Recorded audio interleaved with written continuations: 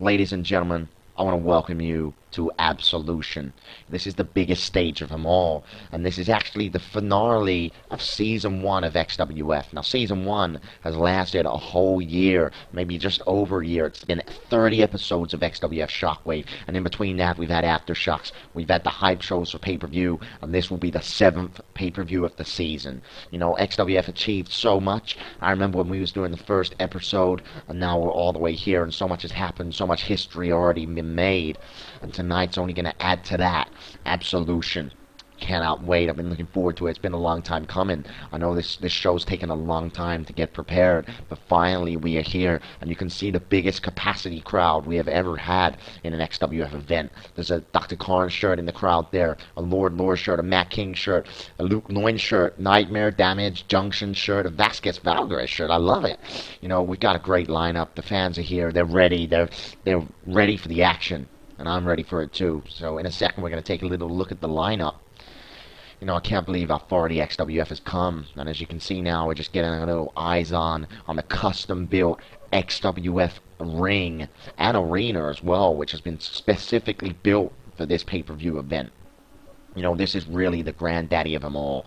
It's the biggest XWF event. The stakes are high. Tommy T. Thomas and the owner's careers go on the line. And ladies and gentlemen, this is big. And I'm the bear. So let's take a little look at the lineup. Have you guys seen the hype show? If not, I'm going to tell you to go back and watch it right now, because you will see DJ Hero versus Caesar Dan. Both of them are representing the XWF and the XWA. And DJ Hero, who is representing us, he won. So that gives the owner's team 1 point advantage here tonight. Now, second up, we got the Birds of Prey versus the Hardcore Hate Crew. Tag Division Championships on the line. The Hardcore Hate Crew have had them belts for a long time. Can the Birds of Prey finally dethrone the Kings? Next up, the No Holds Barred Championship. 1 point goes on the line. Big D, representing the XWF, challenges the Supernatural Matt King, representing the XWA. Now, next up, a very exciting match on this card. A Team Gauntlet match for 1 point. Dr. Karn's team, representing XWF, consists of the Crusade and Junction. Lord Lore's team, representing the XWA, consists of Havoc, Insano, Static, and a mystery member who we still don't know anything about yet. Gonna be a good match. Next up, a rematch of the ages. Tobias Upson returns, and he says, Mike Jacobs, I will take you up on your challenge. Now let me just tell you a little bit of history. Mike Jacobs defeated Tobias Upson in 3 consecutive pay-per-views at the start of the XWF, and now at the very end of this season, Upson comes back to challenge Mike Jacobs. It's exciting, exciting stuff. Now, as you're going to see here, there's a little replay from the hype show of DJ Hero defeating Caesar Dan. 2 OCW guys, 2 OCW veterans. They went at each other hard, live on XWF TV. Go back and watch the hype show. It's a brilliant match. But at the end, DJ Hero came out on top, which gives the XWF 1 point advantage heading in to this pay-per-view, and that could be a game changer. That could be the point which makes one team lose and one team win. We're going to find out. Either way, I'm here and we're going backstage now. Dr. Karn and the owner. And the owner says, alright, Karn, this is it. Once again, I'm going to apologize for what's happened between me and you in the past. But I mean it when I say this. What you're doing here, whether it's not for me, I don't care. I appreciate it. Tonight, the stakes are the highest they have ever been, Karn. You must realize that. And I know Tommy T. Thomas, he's going to bring the fight. And by God, he will bring the fight hard. But we cannot fail tonight, Karn. You understand me? We cannot fail. You're in the driver's seat. You got to make the right decisions. I'm leaving it all up to you. Dr. Karn says, owner, let me tell you something. Me and you, we will never be friends. But we do share a goal. And that goal is for the XWF to be the very best it can be. And tonight, I will lead the best that we have in that locker room to war. And trust me, with the talent that we have, there is nothing Tommy T. Thomas can do to stop us. And the owner says, good luck tonight, Karn. Good luck. I don't think I'm alone here when I say you can feel the stress and the pressure. The stakes are so high tonight. And now we're going backstage with Tommy T. Thomas and Lord Lore. And Tommy T. Thomas says, Lord Lore, our time is now. After tonight, everything here is ours. We take the XWF and we remodel the XWF exactly how we want it. We guide it into a new direction, a new age. The Tommy T. Thomas age. You know, Tommy T. Thomas sounds so sure of himself. And Tommy T. Thomas says, so here's my question, Lord Lore. I know you are ready, but are your team ready? And Lord Lore says, we can trust the team. I don't think we should have any trouble tonight. And Tommy T. Thomas says, I'm disappointed that Caesar Dan let DJ Hero get the better of him. But the owner can have that 1 point advantage, because he will need it, after all. And Lord Lore says, he will indeed. Now, have you spoken to... And Tommy T. Thomas says, yes, I have. It's all confirmed. Don't you worry about it. And Lord Lore says, good. What? Who have they spoken to? I don't get it. I just don't get it.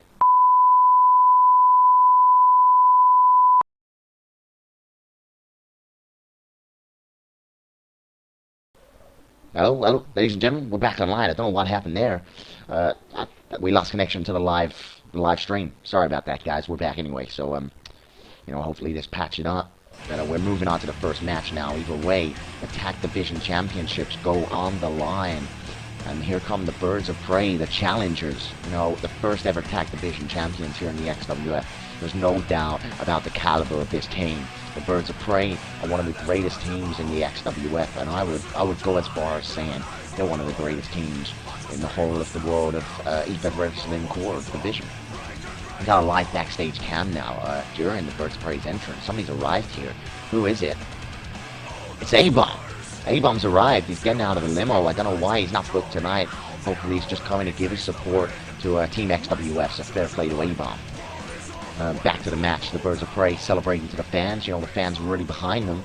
I know a lot of fans are very invested into this match. You know, I would agree with what I've been reading on the message boards, on the forums, on the Facebook, that these two are the biggest teams in the XWF, the best teams in the XWF, and the match, this match will go down as one of the greatest tag division matches if these two teams pull their weight, and I'm sure they will. This is Absolution, the biggest stage of them all.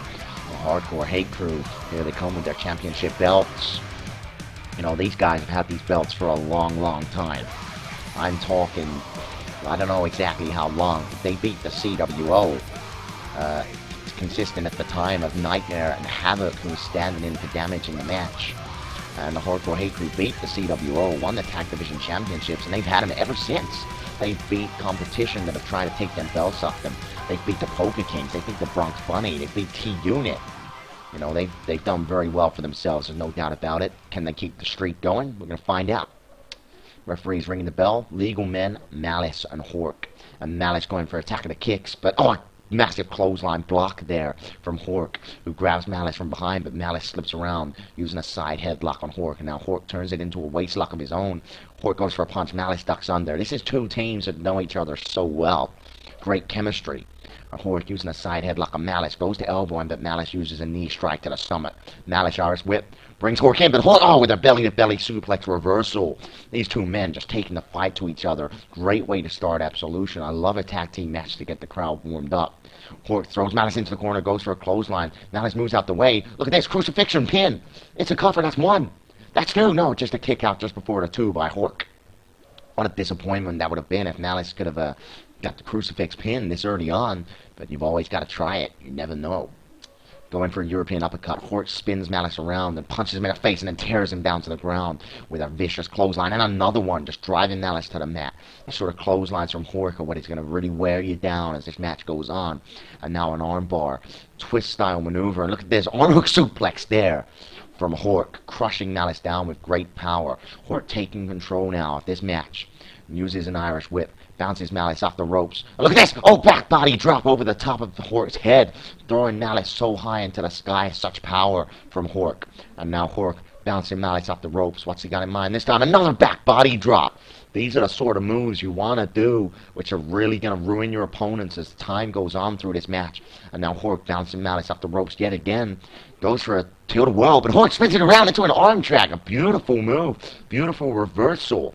High-octane action from these two guys. Hork onto the shoulders, spins around. Hurricanrana, legs hooked. That's one. Kick out on one there by Hork. Not enough to keep Hork down on the biggest stage of them all. And Malice throws Hork into the Hardcore Hate Crew's corner. Now using a headlock. Penance climbs up to the top rope. Look at that. Double fit stomp to the back of Hork's back. Beautiful move. And now Penance is the legal man. Hardcore Hate Crew definitely looking strong here. Man of honor there. Slamming Hork down onto the mat. Falcon's looking on. You can see he wants a tag. But another man of armor there from Penance. If these guys can stay on the Birds of Prey, they're definitely going to get a good advantage as this match goes on. Penance bounces Hork off the ropes and a springboard dropkick right in the chest cavity, knocking Hork off his feet. Beautiful move. Legs hooked from Penance. That's one. That's two, and a kick out on two by Hork. Not enough to keep the guy down, but a great effort. Two kicks there from Penance, goes for a European uppercut. Hork spins it around and punches Penance in the face. Now throwing a combination of punches here and a massive punch. Penance goes onto the ropes. Look at Hork picking him up like he weighs nothing and dropping him down face first onto the top rope. A great move, using the ring to your advantage. And now another three combination of strikes there from Hork. Dragging Penance over to the Birds of Prey corner, and the first tag for the Birds of Prey. Falcon's now the legal man. Look at this Falcon holding Penance. Oh my God! Enziguri there from Hork. Not something you see every day, but a beautiful move. Bringing out everything they've got in their arsenal for Absolution. Beautiful snap suplex executed there by Falcon. And he locks in a second one, a snap suplex again. Great way to put hurt on your opponent. Suplexes definitely deliver the pain. And look at that!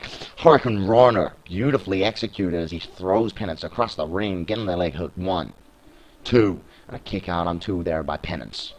Falcon staying on the attack as he Irish whips Penance into the corner, runs in with a clothesline, jumping between the second and top rope, and throws Penance down onto the mat. Falcon climbing up to the top rope, Penance up to his feet. Look at this, he jumps up, Hurricanrana off the top rope, delivered with effectiveness. Beautiful move from Penance for the cover. One, two, and a kick out on two by Falcon.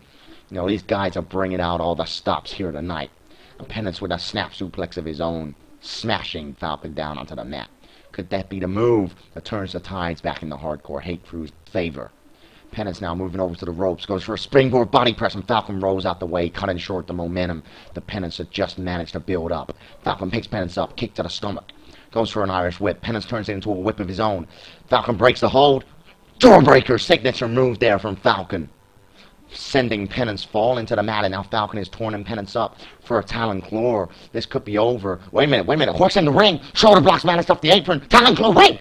Powerbomb. Reversal from Penance. 1-2. Kick out there. Great reversal there from Penance. Did not see that coming. Now Penance using a combination of kicks here. Man of armor. Slamming Falcon down onto the mat, and now Penance lines him up, standing moonsault. You know, I can't believe Penance reversed the Talon Claw. That is a sign of the Hardcore Hate Crew scouting the Birds of Prey for this match at Absolution, and that spinning heel kick as Falcon was bounced off the ropes from Penance, who gets the leg hook now. That's one. That's two. That's three. A kick out just before the three by Falcon. These two teams just going at each other so hard. Falcon blocks a kick, spins around, and kicks Penance in the back of the head. A beautiful move. And now Falcon with a side headlock goes for an uppercut. Penance pushes Falcon away with a forearm. Goes for an enziguri, and Falcon dodges it. So quick on his feet. Oh, spin around kick. Savate kick there. Knocking Penance down to the mat. Great move. Falcon going for the cover. That's one. That's two. That's three. A kick out there just before the three by Penance. Falcon runs in, and a man of armor of his own there. Man, this match is an amazing match to open Absolution with. We've seen a great contest so far. Very even match. But Falcon regains control and tags in Hork. Birds of Prey, double team action here as they bounce Penance off the rope. Double hip toss. Look at that. They both kip up. Beautiful. I love it. I love it. So Hork's the legal man now. He's had a chance to rest out. He comes in fresh. And look at this. Just drops a neck breaker on Penance. Great move. Great move from Hork. Always a textbook man when it comes to neck breakers and old school moves. Look at that. A pendulum backbreaker. What did I say? You know, he's got an arsenal which is very much based off classic wrestling as he grew up with it. And he always based his style off it in another neck breaker. Nice move. Hork definitely in control now. Penance is going to need a tag soon. You can see Malice standing on the apron. He's really eager for a tag. He wants to get in. He's feeling fresh. He's energized. He's ready. But at the moment, Hork has got Penance pinned down, and he's just applying these high-pressure moves. Penance, belly-to-belly suplex on Hork, a guy who's much bigger than him. But Penance needed that breakthrough, so he could tag in Malice, who's now the legal man. Hork grabs Malice in a side headlock. Look at this, throws the arm. Malice just walked straight into a suplex there from Hork. Not what Malice needed. He needed to come in with the hot tag and just start laying the pain. But Hork he's saw it coming. He saw it coming. He's all over Malice now. Goes for a clothesline to the back of the head. Malice ducks it. Runs in a kick to the side of the head. Malice has found a hole in the wall and another one. This is his chance. Malice is running in. Hork just throws him over his head. Oh my God. Hork is such a powerhouse, and this is when he's at his most effective in the Birds of Prey, is when the team that you're against is starting to get a bit tired. What the hell? He just whipped him. Malice went under the rope, jumps up, Hurricane Run, a springboard off the top rope. Incredible move. And it really could be a tide changer. It could really tip the scales in the Hardcore Hate Crew's way. And look at this. Malice jumps over and double foot stomp to the back of the head. You know, I apologize. I was basically saying Hork is at his most effective in the Birds of Prey when the opposite team is starting to wear down a little bit. They're starting to get a bit tired, and Hork can just apply these heavy maneuvers to really, change the tide of the battle. But at the moment, Malice has managed to find a way back into the game, and now he's dragging Hork over, and Penance tags him on the back. The Hardcore Hate Crew going for a bit of double team action here. Look at this double cutter! Double cutter from the Hardcore Hate Crew. Penance going to go for the cover here. He gets the leg hooked. That's one. That's two. That's three. No, a kick out on 2.5 there by Hork. But the Birds of Prey are in a bad way now. The Hardcore Hate Crew have got Hork exactly where they want him. Side headlock here from Penance. Look at this. Penance throws Hork into the corner. What's Penance got lined up for him? Penance turns Hork around. Rolls Hork away. Penance going up onto the second rope. Going up onto the top rope. Look at this. Gets a Hurricane Run, but Hork powerbombed him with a bridge. 1, 2, 3. Just before the 3, Malice manages to break the pin. That was so close. That was so close. Hork throws Penance into the corner. Oh, he's charging him up. He's charging him up for a signature clothesline. He runs in and he nails Penance right in the throat with it. Such a powerful maneuver. And now Hork is torn Penance up. Falcon runs in and knocks Malice off the apron into the audience barrier. And Falcon spinning out the ring. It's keeping Malice down. And Hork locks it in, twisting the set. Penance knees him in the chest. Man of armor from Penance, reversing the special move. He saw it coming. Penance is going up top. Can we see a Hardcore Hate screw? Falcon runs off on the apron, pushes Penance off. He saw him coming. He saved his tag team partner Hork. And now this is Hork's moment. He locks it in, twisting the set. Twisting the set, he nails it on Penance. This could be over. This could be over. Hork for the cover, leg hooked. 1, 2. Malice dives in and breaks the pin. Malice dives in and breaks the pin. Suicidal dive there. He put his body on the line to save it. Falcon dives in. Hurricane Rana taking Malice up the scene. Taking Malice out. And now Falcon grabs Malice. Look at this. Irish whip maneuver. Throwing Malice over the top rope. Malice holds on and Falcon just punches him over the apron. Punches him over the apron. Falcon following him out to keep him out the ring again. Side headlock from Falcon. What's he got him on? A spinning heel kick in the face. Birds of Prey in control. Hork with a chop and a drop kick to the chest of Penance. Hork bounces off the rope. This could be it. This could be it. Penance with an arm drag. Japanese arm drag. Penance taking control now. Goes for an Irish whip. Bounces Hork off the rope. Drop kick there in the chest. Penance drop kick there in the face. The Hardcore Hate Crew taking back control. Oh, Hork just clotheslines Penance to the ground. Cutting off his momentum. And now Hork picking Penance up to his feet. A chop to the chest there. Hork goes for a drop kick. Penance moves out the way. Now Penance picking Hork up. High drama here. Back fist there. Kick round the head from Penance. A spinning back heel kick there. A kick round the face. Knocking Hork to the ground. What a combination of moves there from Penance, who's now torning Hork up for a hate crime. For a hate crime. Penance grabs Hork. He's going to go for the hate crime. He's going for the hate crime. Close off from Hork. Just cutting Penance down mid-move. And Hork locks it in. Twisting the set. Twisting the set on Penance. He's nailed it. Make yourself famous. Win the tag team titles. Wait. Now he's trying to come up. Falcon pulls him off the apron. Falcon pulls him off. That's 1. That's 2.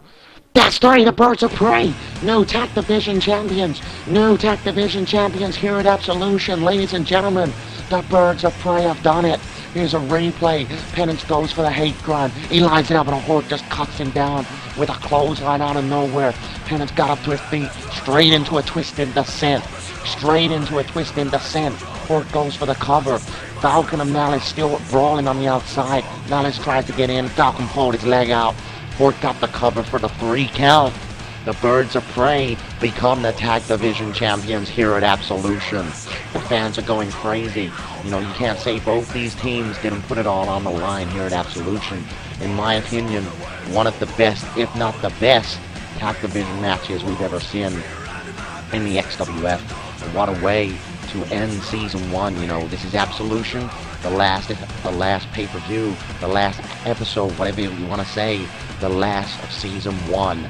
Before we move on to a new season, a new era. So, Birds of Prey, they won. They were the first ever Tag Division Champions, and they'll always be remembered as winning the Tag Division Championships on the last ever show of Season 1, so fair play to the Birds of Prey. Now, we got a little promo we're going to show you.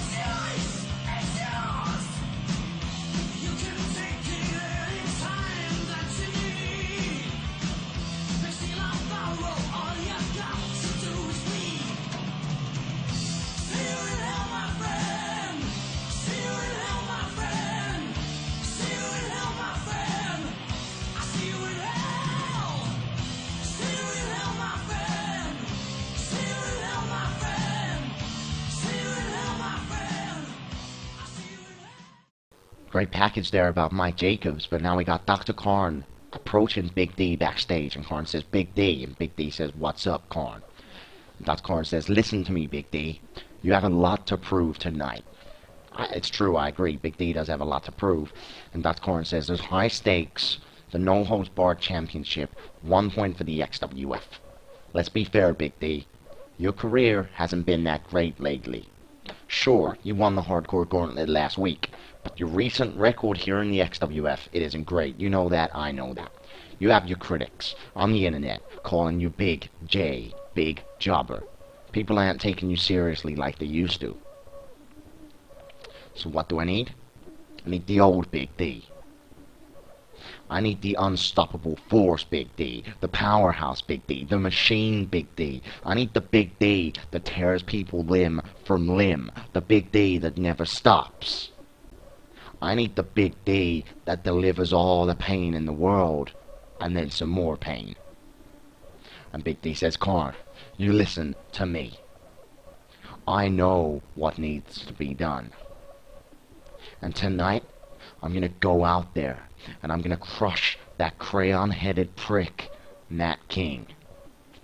I'm gonna deliver the pain. I'm gonna bring the fucking ruckus. And I'm gonna show everyone what happens when Big D is angry. Do you know what happens when Big D is angry, Khan?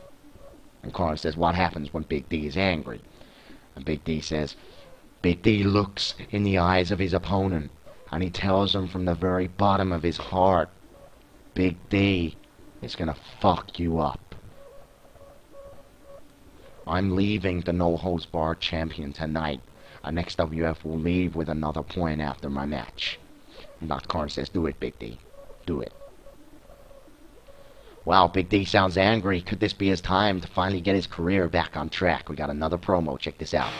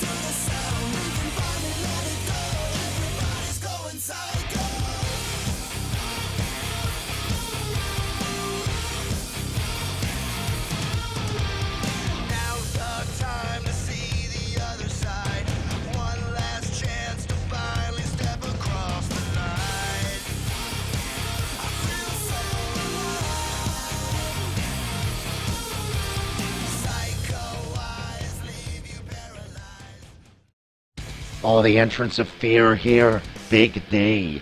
He is ready. He is pumped for this match. You know, I'm scared of Big D to this day. I know what he's capable of. He's put me through the announcer's table before in XWF history. You know, this guy, he's always been such a dominating force in this industry. And it's true, lately, for the last 6 months or so in the XWF, he's had a very, very bad run. You know, and I feel bad for Big D. I think this pep talk with Karn backstage has really hyped Big D up. You can see the focus in his eyes. You can see that he is ready for this match. And I really think that Big D can beat Matt King. You know, Matt King is a hardcore legend, there's no doubt about it. One of the greatest, if not the greatest hardcore wrestler in the history of core and E-Fed wrestling. But everyone slips up from time to time, and Big D is the sort of guy that can pour the pressure on you and make that happen. You know, Matt King, he's a great wrestler, there's no doubt about it. He's always on form. He came here into the XWF, he became the No Holds Barred champion, and he's held it ever since, and he's defended it against some of the best names in the hardcore scene today, such as he's defended it against A-Bomb, he's defended it against Ken Tariff, he's even defended it against Big D. So, you know, these two know each other.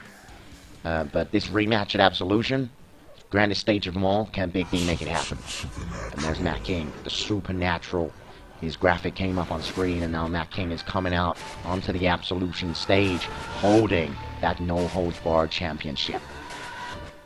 You know, he calls himself the epitome of supernatural, and the fans just cut it short, calling him the supernatural Matt King. And, you know, he has a fabled career, a fabled hardcore career. This man has put his body on the line more times than anyone else in the industry. And, you know, he deserves to go down in the Hall of Fame or whatever of hardcore wrestling online.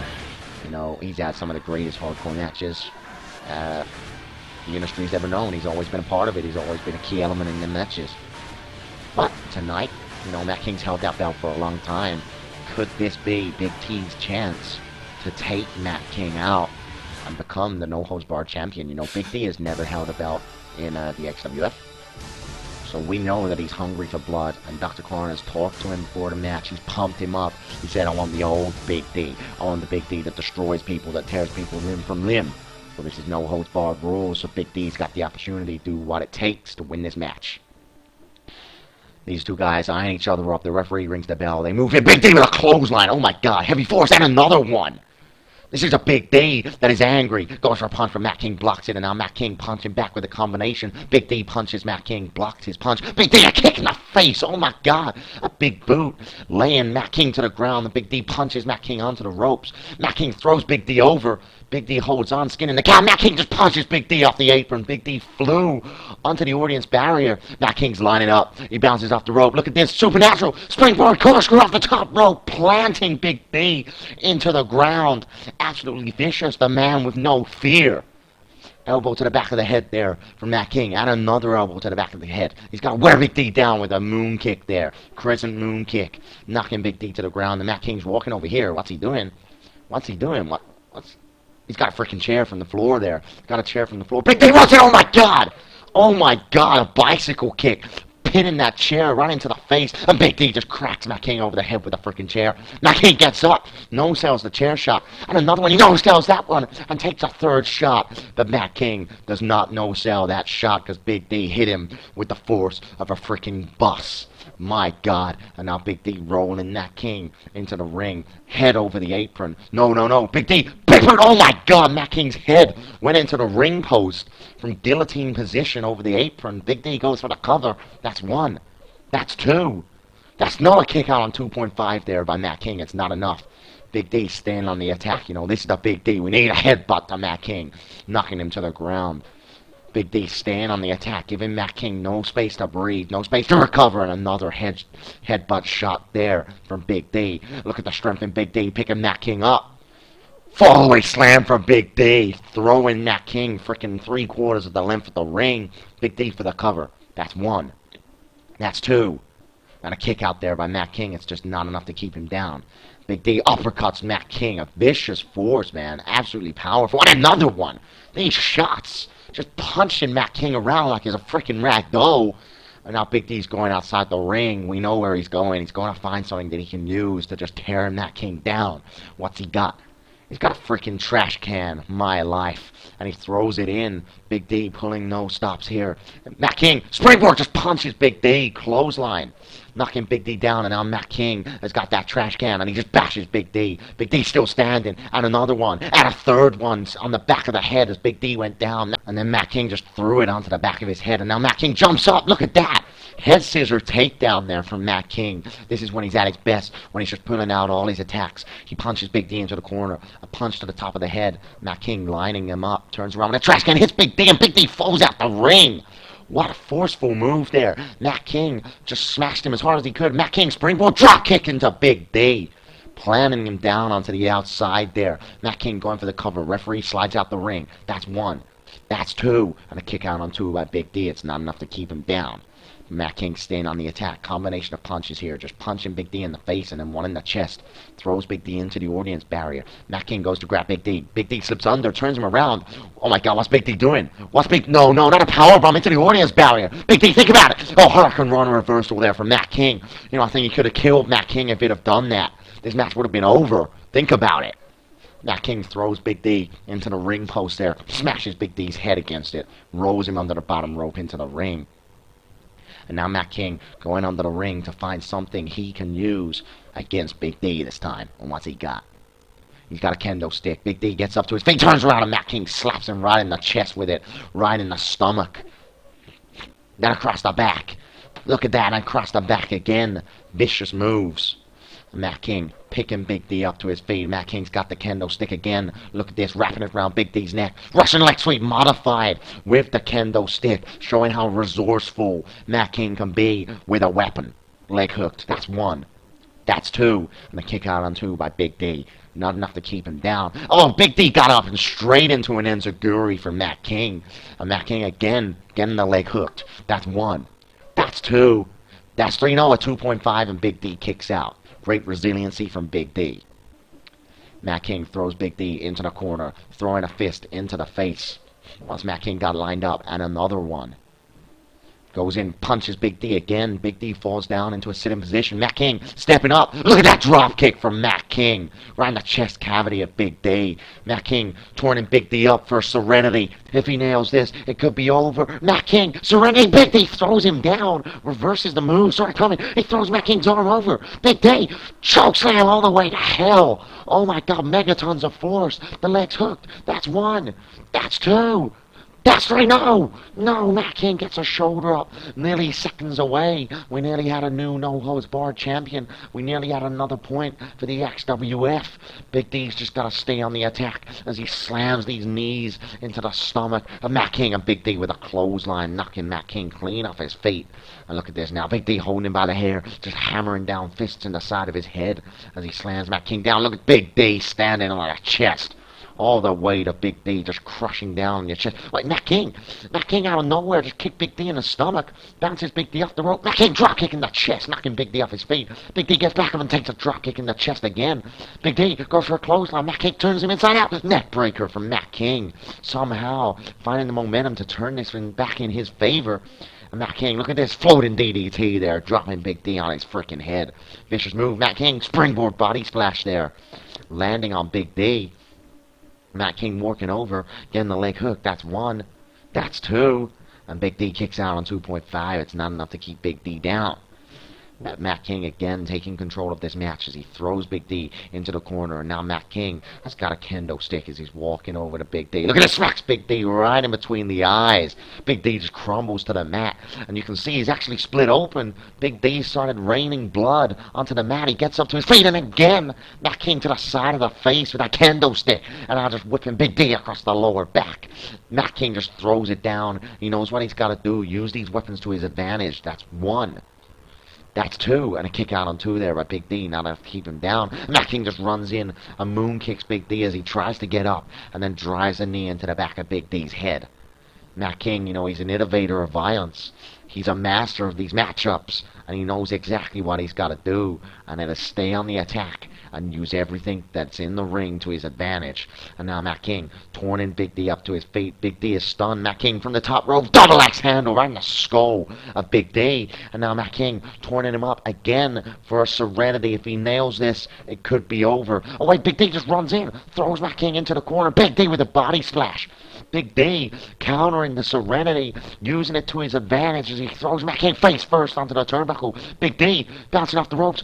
Big D, big boot, oh my God. Knocking King off his feet. Big D leg drop into the throat of Matt King. Absolutely vicious. This could be over. Big D for the cover. Leg hook, that's one. That's two. That's three, no, 2.5. 2.5 and Matt King kicks out.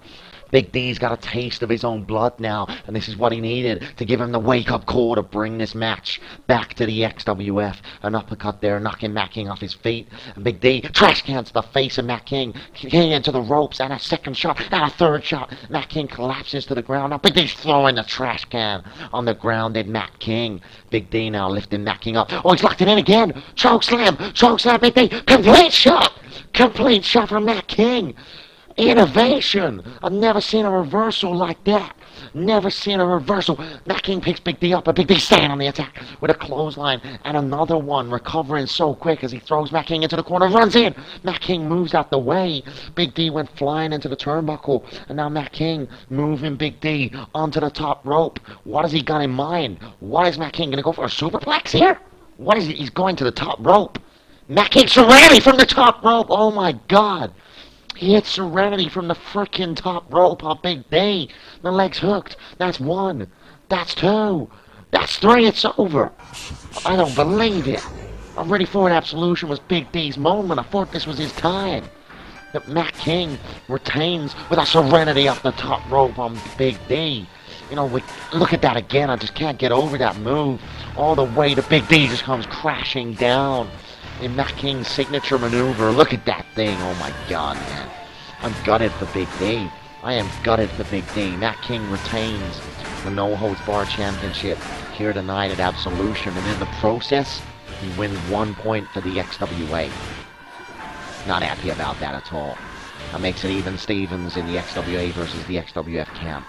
Matt King celebrating. One big turn around into Big D. Big D just grabbing Matt King chokeslam. Oh my God.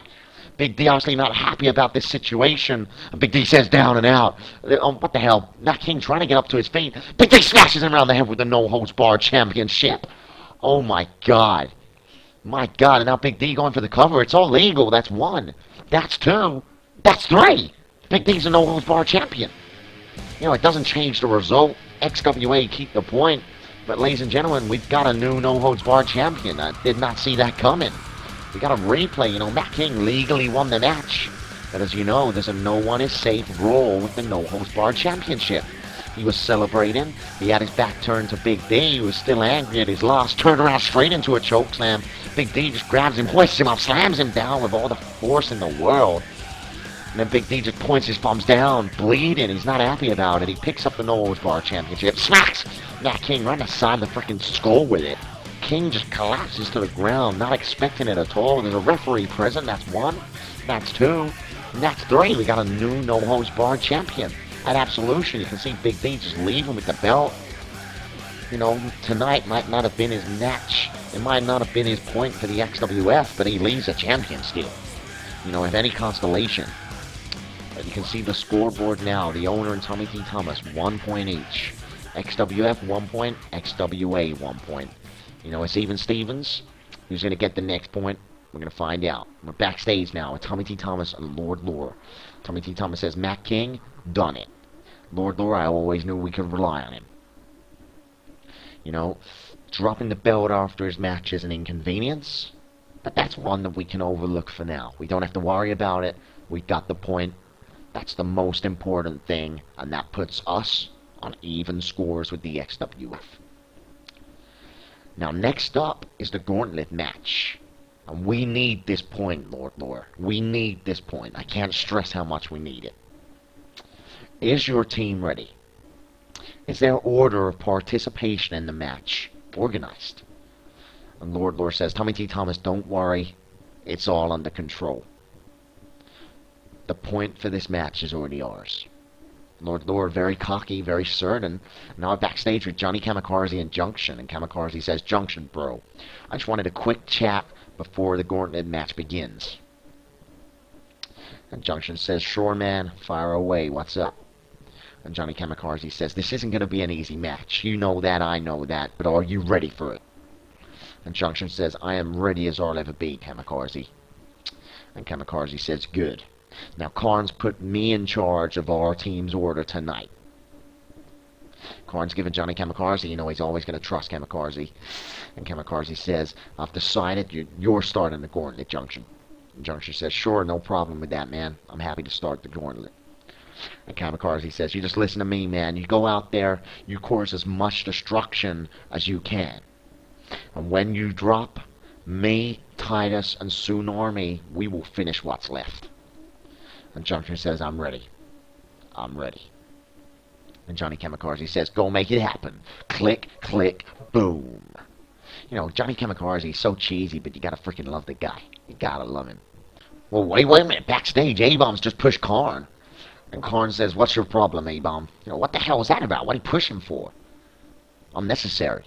And A-Bomb says, my problem is that I deserved that no-holds-barred title shot tonight.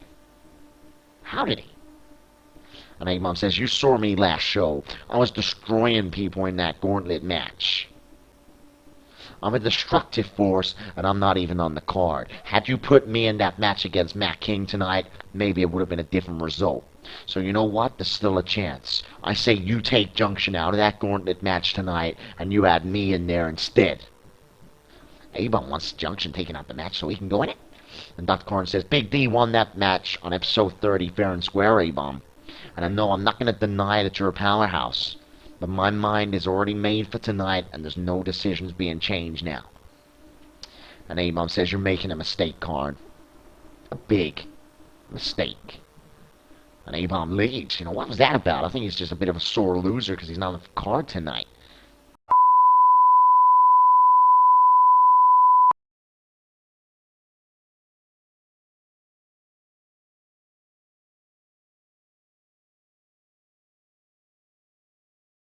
Hello, hello? We live? Sorry about that, ladies and gentlemen. We have a cut in the stream there. I'm not sure what happened.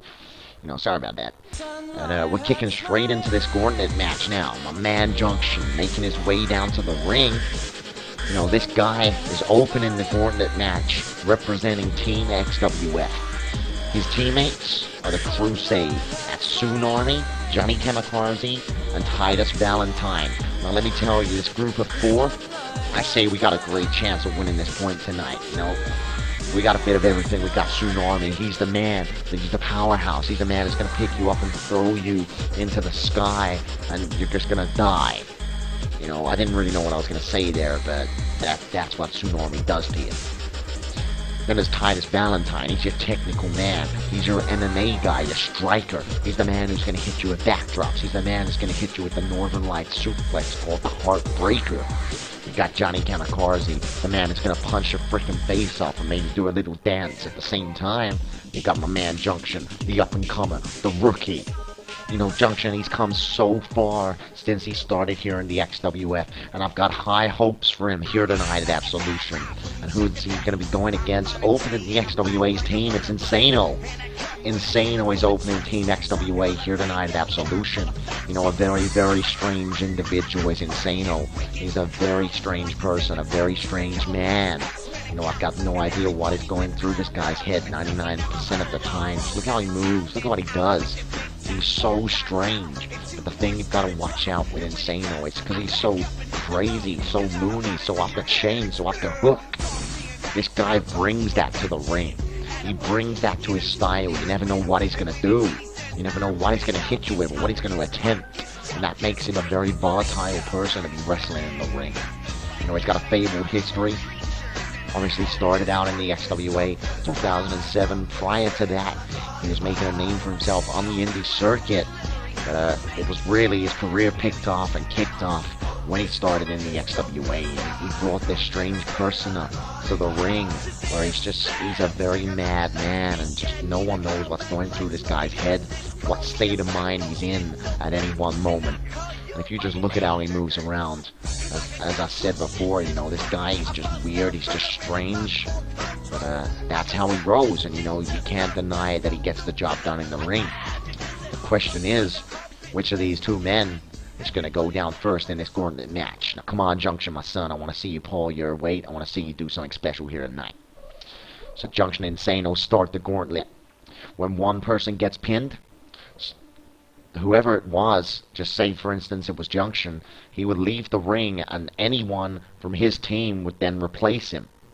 And you keep going until one team's out of men. Each team's got 4. Team XWF consists of Junction, Tsunami, Titus, and Johnny Kamikaze. XWA consists of Insano, who's in the ring now, Static, Havoc, and a question mark. We're not quite sure who their 4th teammate is for now. I guess we're going to find out. These two trade in attacks here, really definitely back and forward. And Junction slips under Insano's feet, and Insano runs in. Junction, look at that hip toss, and he came down with him. Beautiful move from Junction, taking control early on. And these knife-edge chops here, knocking Insano onto the ropes. Junction using the Irish whip, jumps over Insano on the rebound. Rebounds in and there, cross body there, planting him into the mat.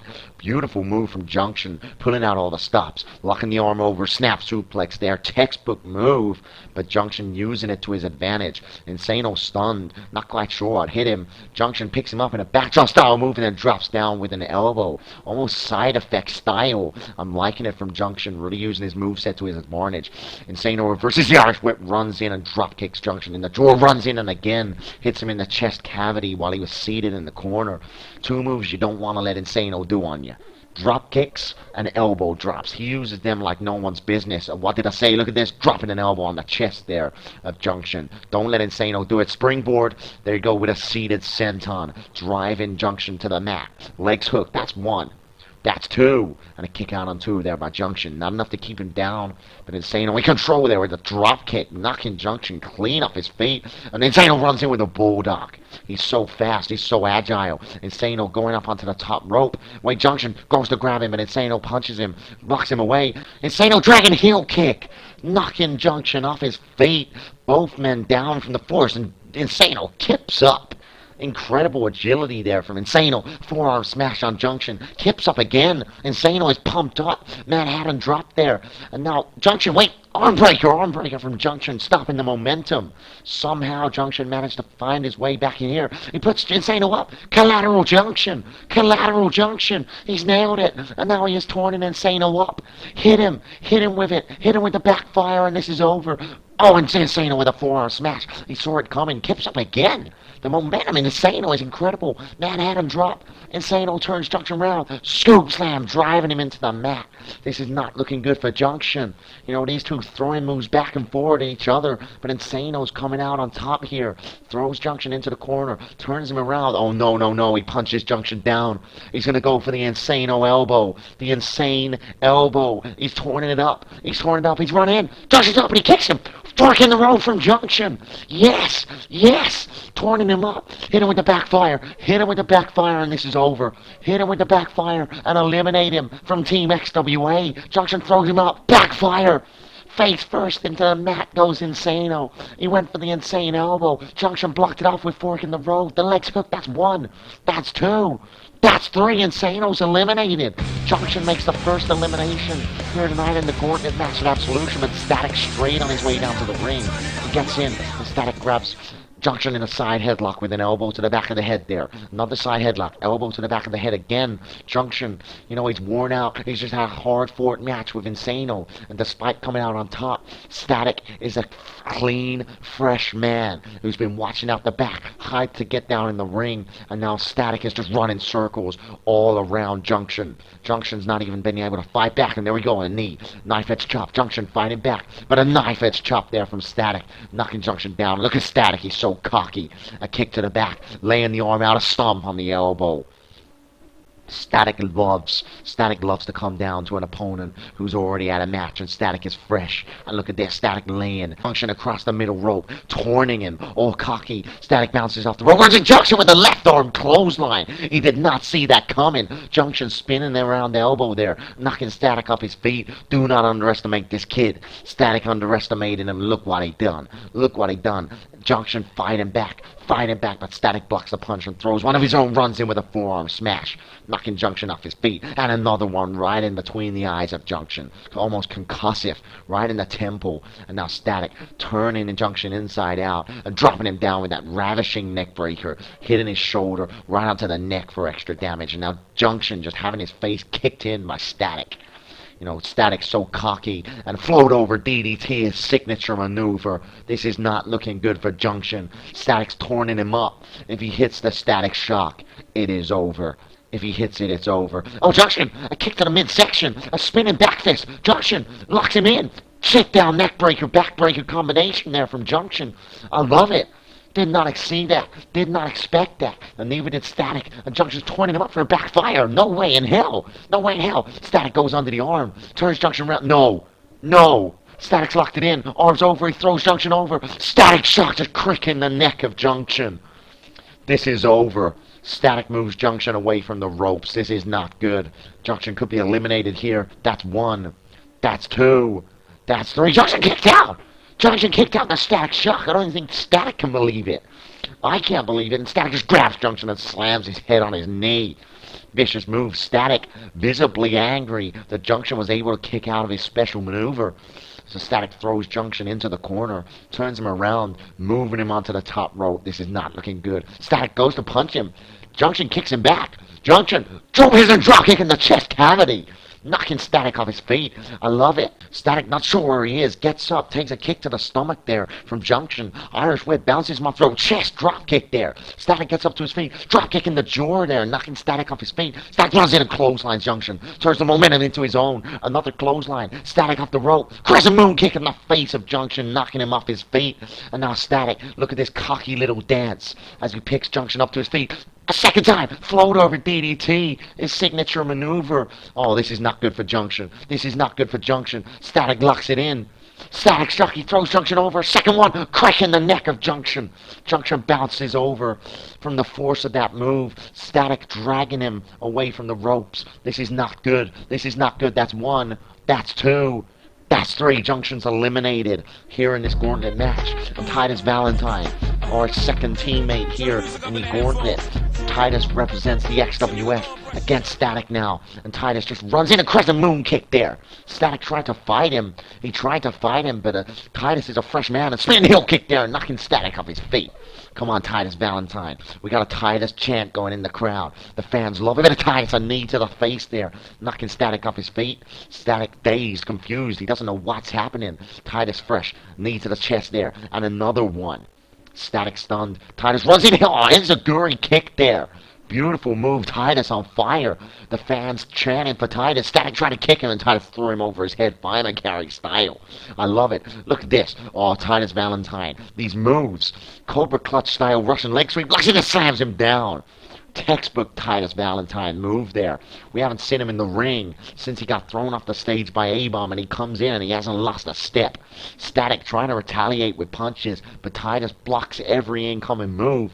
Throws Static into the corner, runs in and cross-body into the corner. Static just falls to the mat. Oh, now this is vintage. This is vintage Titus. Squeezing the air out of his opponent, wearing him down as he throws Static down with that reverse bear hug. A textbook move in the arsenal of Titus Valentine. Goes for a punch. Static blocks it. Trying to mount a comeback here now on the fresh Titus Valentine. Static with a drop kick, knocking Titus off his feet. Static, look at this, dirty. A kick to the back there as Titus was trying to get up. And this is what I hate about Static. He finds your weak points. He wears you down. He tried to grapple Titus, but Titus using technicality to find his way out. But Static turns it into an armbar of his own here. And Titus now twisting the arm. Side headlock on Static. Static, you know, Static is a great technician as well. He's got a great reversal ability. But is it enough against a man like Titus Valentine, who throws him into the corner now, just thrusting these shoulders into the ribs? Static falls down, and Titus just using his knee in the corner to just squeeze the air out of Static. I love it. Come on, Titus. Come on, Titus Valentine. You got the crowd behind you. You got the XWF behind you. You got me behind you as he drags Static in. Just tearing the freaking arm off Static. Look at that. Just pulling the arm back.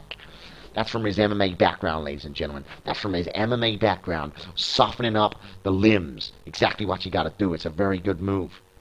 Look at this. Titus. Suplex there from Titus Valentine. Pulling himself up. The strength, the agility, the ability. A second suplex. The stamina. The stamina in Titus Valentine. A third suplex slamming Static down. Beautiful, beautiful, beautiful. Titus there, tapping his heart, tapping his chest, going for the heartbreaker. Oh, Static with the clothesline. He stops it. He goes for a clothesline again, bouncing off the ropes, runs in, crescent moon kick, and smashes Titus in the face with it. You know, Titus was going to go for the heartbreaker. I'd put money that this match would have been over if it had knelt that. No, Static! The float over DDT is signature maneuver. This is not looking good for Titus. Static turns Titus up. He's locked it in. The Static shot. Titus blocks it. Puts the leg in between the leg and slams him over with another suplex. And now Titus turning him up for a heartbreaker. This could be over. Wait, Static, he's just rolled him up. He's pulling the tights. He's pulling the tights. That's 1, 2, 3. He was pulling the freaking tights. For God's sake, man, Titus Valentine eliminated by the cheap tactics of Static. The referee didn't see it, but Kamikaze's here now. Static goes for a punch. Kamikaze clothesline! Out of nowhere, Static does a freaking rotation in the air. Look at the cockiness of Kamikaze. Gotta love this guy. He's afraid of freaking nothing. Kamikaze punch. And a punch again. And a punch again. Kamikaze does a little dance. Fans on their feet. Fans on their feet. Punch in the face of Static, knocking him down. I'm still gutted for Titus, man. He was all over Static, and Static pulled out a cheap tactic to win. But Johnny Kamikaze out of nowhere locks it in. Tiger Bomb on Static. Tiger Bomb. That's 1. That's 2. That's 3. Static tried to reach out for the ropes, but it's too late. Static's eliminated. And now Havoc making his way down to the ring. Johnny Kamikaze and Havoc now. The third man of each team. They're locking horns. Who's the stronger man when it comes to the tie-up? And Johnny Kamikaze wins side headlock. Havoc turns it into a headlock of his own. An elbow to the top of the head there of Johnny Kamikaze. Havoc's taking the fight to Kamikaze. Kamikaze blocks a Kung Fu chop there from Kamikaze. The only guy that I know in the XWF that would use a Kung Fu chop. A Kung Fu chop. Havoc slams Kamikaze down then as he ran in for a clothesline. You know, nice reversal from Havoc using an Irish whip. Draws Kamikaze in a neck breaker there. Textbook, but effective as ever. Havoc, you can't fault his basic in-ring ability. He's got a bit of everything, Havoc, but Johnny Kamikaze reverses it into a jawbreaker there. Kamikaze side headlock on Havoc. Knee to the stomach there from Kamikaze, using his brawl-in-like maneuvers. Kamikaze headlock takedown, slams Havoc onto the mat, picks him up to his feet again, and Johnny Kamikaze Irish whip, draws him in, a punch to the back of the head. Johnny Kamikaze will fight you, ladies and gentlemen. He will frickin' fight you till the birds come out singing. Side headlock from Havoc. Elbow to the face there of Johnny Kamikaze as he punches Kamikaze again, knocking him into the corner here. He's drawing him in, smashes him in, throws him down. Havoc onto the second rope, leg drop on the face of Johnny Kamikaze. Viciously executed, gets the leg hooked. That's one. That's two. But Johnny Kamikaze gets a shoulder up. It's not enough to keep this soldier down. This guy is going to fight for the XWF like his life depends on it. He's a friend of Dr. Khan. Dr. Khan took Johnny Kamikaze under his wing back in 2007. And Johnny Kamikaze learned a lot from the doctor. And I'll tell you what, the doctor is a fighter. The doctor is a man that will not give up until the very last breath. And Johnny Kamikaze now has that trait. And that's what you're going to see here. And he hits Havoc in the face with a sledgehammer. Beautiful, beautiful move there. Johnny Kamikaze staying on the attack. A DDT! Oh my God! Dropping Havoc on the very top of his head. This could be over. That's one. That's two. And a kick out on two by Havoc. God knows how he kicked out of that. Kamikaze ran in. Havoc with the Manhattan drop and a neck breaker drop there. Dropping Kamikaze down like a sack of spuds. And Kamikaze went for a punch. Havoc slipped on the arm and turned it into a DDT of his own. And now Havoc just lines it up and drops an elbow into the chest of Johnny Kamikaze, knocking the air out of him. And Havoc's in a weakness, and he drops it again into the same pinpoint place. Kamikaze's really feeling the effect of it, I can assure you. And Havoc, look at this, he manages to pick Kamikaze up on a body slam there. A nice move from Havoc. And now head scissors locked around the head of Johnny Kamikaze and an elbow to the temple. Vicious, vicious move. Havoc for the cover, the legs hooked, that's one. That's two. And on 2.2, Johnny Kamikaze kicks out. Havoc staying on the attack. Johnny Kamikaze started very strong, but Havoc wearing him down. Kamikaze throws Havoc into the corner and a slap to the chest there. Barbaric. Holding Havoc and another slap, a second slap there, and a third one. The fans are all chanting, oh, as he hits him. A fourth one there. Absolutely vicious. He pushes Havoc back. Fifth again. Oh my, not again. Surely not. Surely not. Sixth slap to the chest there. The chest of Havoc must be absolutely red raw. Kamikaze lines him up and runs in and slams into that brutal chest. Slams in. Havoc must be in pain here, in agony. Kamikaze with a forearm smash. He jumps up onto his feet. He kips up. Picks Havoc up. Slams him down with a Manhattan drop. Picks Havoc up. Scoop slam, the fans totally on their feet behind Johnny Kamikaze. Picks Havoc up. Elbows. Kamikaze elbows. 1, 2. Hits him with the second one. 3, a third elbow. He rolls his hands. Fourth elbow and knocks Havoc off his feet. Kamikaze torning him up for a tiger bomb. This could be over. Havoc to drop bolt of lightning. Bolt of lightning from Havoc. I don't think Kamikaze saw it coming. This could be over. Surely not. Surely not. The legs hooked. That's one. That's two. That's three. Kamikaze gets a shoulder up. Kamikaze not staying down from the bolt of lightning. I thought it could have been over. The fans' hearts were in their mouths. We thought it was over, but Johnny Kamikaze ain't gonna let the XWF down. Not if he can make it. Not if he can make it happen. He will not let it happen. Elbows to the back here from Havoc, trying to capitalize on the beating up Johnny Kamikaze. Havoc knows he's got to stay on the attack. Johnny Kamikaze knows he's got to try and make a comeback, but Havoc ain't making it easy. Throwing these elbows, and now an Irish whip draws him in, and a neck breaker just slamming him down. The cardio of Johnny Kamikaze taking a hit each time. Oh no. Havoc locks in his signature submission. The chaos clutch. Applying the pressure to Johnny Kamikaze. You can see the agony in Kamikaze's face. You can see the pressure being applied to his lower stomach, to his back muscles, to his spine. Havoc just sitting on the lower back, just stretching the jaw, stretching the chest, stretching the abdominal muscles. Oh, Johnny Kamikaze, the strength, he picks Havoc up on his back and slams him down. Johnny Kamikaze, using all the strength in the world, using everything that he had. A punch. Johnny Kamikaze doing a little dance. He's getting jiggy with it. Goes for a punch. Havoc! Bolt of lightning, no! Not again! Not again! Havoc rolls him over. That's one. That's two. That's three. No, no, no. Johnny Kamikaze eliminated. But you know what, Havoc?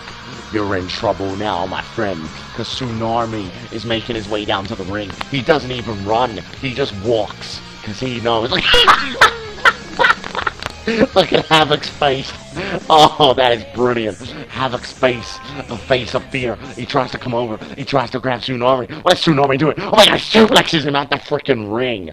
Oh my god. Havoc's in a bad way. Tsunami, look at the strength. Look at the strength. He throws him into the steel stairs. Oh my god. Havoc. Havoc, my friend, you should have just let Johnny Kamikaze get you out and you would have saved yourself a whole world of pain. Because Tsunami, man, this guy's freaking unstoppable. This is the guy we need on our team in this gauntlet. And look at this, he rolls Havoc in the ring, guillotine style across the apron, and he kicks him in the freaking side of the head. You could kill a guy. You could kill a guy doing that. But Tsunami doesn't care. What is he doing? What is he doing? He puts Havoc in a suplex. Oh my god, he bounces him up the top rope, crashing down with the power force. Tsunami. Tsunami. You know, Havoc, oh my god, he just threw him into the turnbuckle. Havoc fell to the ground.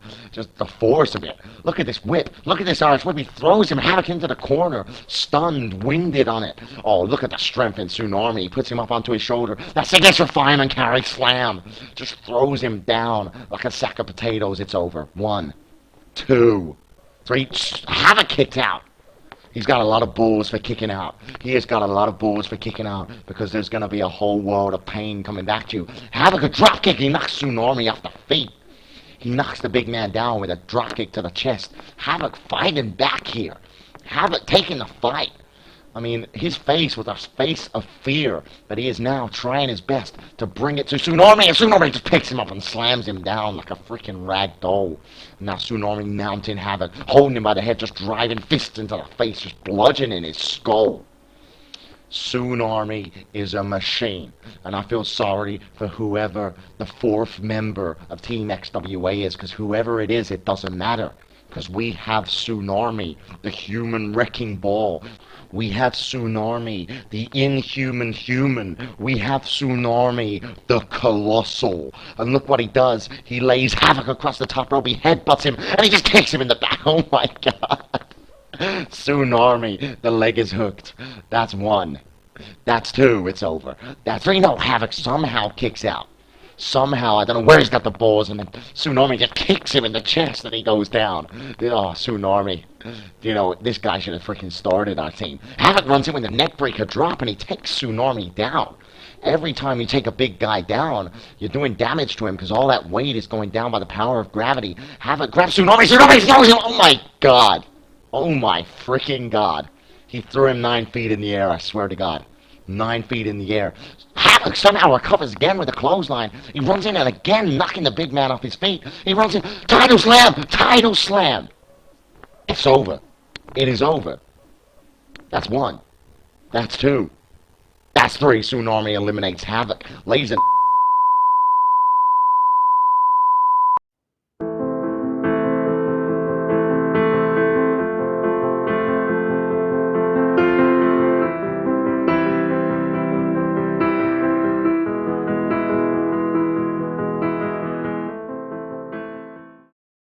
Wait, what the hell? I know, no way. Reverend Owl? What the hell? Reverend Owl is the 4th member of Team XWA. This changes everything. This freaking changes everything. You know, Tsunami's amazing, but he does not have the credentials that this guy walking down to the ring has. Reverend Owl, the first ever XWA champion.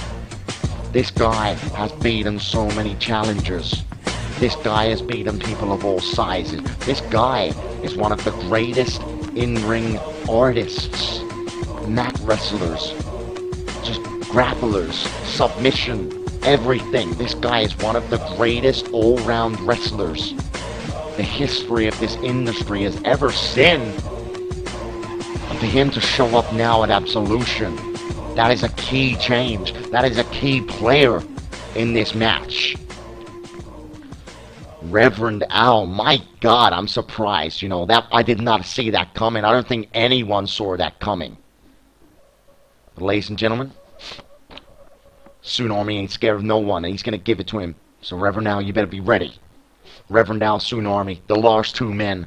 Whichever man goes down, loses, and the point will be given to the other team. And look at Reverend Al. Look at Reverend Al. He's just giving it to Tsunami. He kicks him with a leg lariat. You know, Tsunami is a big guy, but Reverend Al is a very powerful man, a very well-balanced, all-round man. This guy will out-grapple you. This guy will out-strike you. This guy knows exactly what he's got to do with Tsunami, using the overpowering force. Punches Reverend Al. Reverend Al throws him over the top rope. And now Reverend Al going onto the top rope. Tsunami's outside the ring. Reverend Al flows onto the outside. God, man, I did not see this coming. Reverend Alphonse Walker, one of the greatest wrestlers this industry has ever known. And he's on Team XWA here tonight in Absolution. Clothesline, knocking Tsunami off his feet. A kick to the chest there from Reverend Al. Side headlock on Tsunami. Look at that Manhattan drop there on Tsunami. Just about lifting the guy up. The guy is a very heavy man. Tsunami, one right punch. Reverend Al just outsmarted, using his expertise and his experience to reverse the move. And Reverend Al German suplex on Tsunami. The strength in this guy is incredible. Tsunami trying to get up to his feet, and Reverend Al drops a knee on the back of his head. Tsunami again trying to get up, and Reverend Al again drops a knee to the back of Tsunami's head. Tsunami has barely had any offense since Reverend Al got here, and look at that, a kitchen sink to the chest and stomach area of Tsunami. Reverend Al punching Tsunami into the corner. Tsunami pushes out with 2 feet, a kick to the chest of Reverend Al, knocking him flying across the ring. This is what we need. This is what we need. Tsunami get the momentum back, and he throws him over by his arm. Reverend Al being lifted up to his feet. Tsunami a headbutt into the chest of Reverend Al, knocking him off his feet. This is it, Tsunami. This is what you need to do. Throws Reverend Al into the corner. Clothesline, enough to shatter every skeleton in your freaking body. Tsunami, Irish whip, bouncing Reverend Al off the ropes, and Reverend Al turns it into a neck breaker, dropping Tsunami down onto the mat. And look at that, Reverend Al knee drop to the face of Tsunami. Pinpoint precision, the legs hooked. That's 1. That's 2, and a kick out on 2 by Tsunami. It's not enough to keep the guy down. Reverend Al's going to have to do a lot to keep Tsunami down. Tsunami throws Reverend Al over the top rope. Reverend Al, forearm smash, pushing Tsunami back. Reverend Al goes up onto the top rope. What's he got him? A double axe handle to the forehead of Tsunami. Enough force to knock him off his feet. Reverend Al, clothesline. Tsunami up to his feet, and another clothesline to strengthen Reverend Al. Amazing Tsunami! Massive title slam there. He hit him with the title slam. The finishing move. It's over. That's 1. That's 2. That's 3. Oh, Reverend Al gets a shoulder up. Tsunami's special maneuver out of nowhere. Just what Tsunami needed to change the tides of the battle, and a headbutt like a freaking bag of bricks hitting you in the skull. Now Tsunami throws Reverend Al into the corner. Tsunami walks over, throws his body into Reverend Al, picks him up onto his shoulder. Look at the strength of Tsunami. Throws Al face first into the turnbuckle. Tsunami bounces off the rope. Reverend Al hip toss. Hip toss in Tsunami. Absolutely incredible. And Reverend Al just drops them knees into the face of Tsunami again.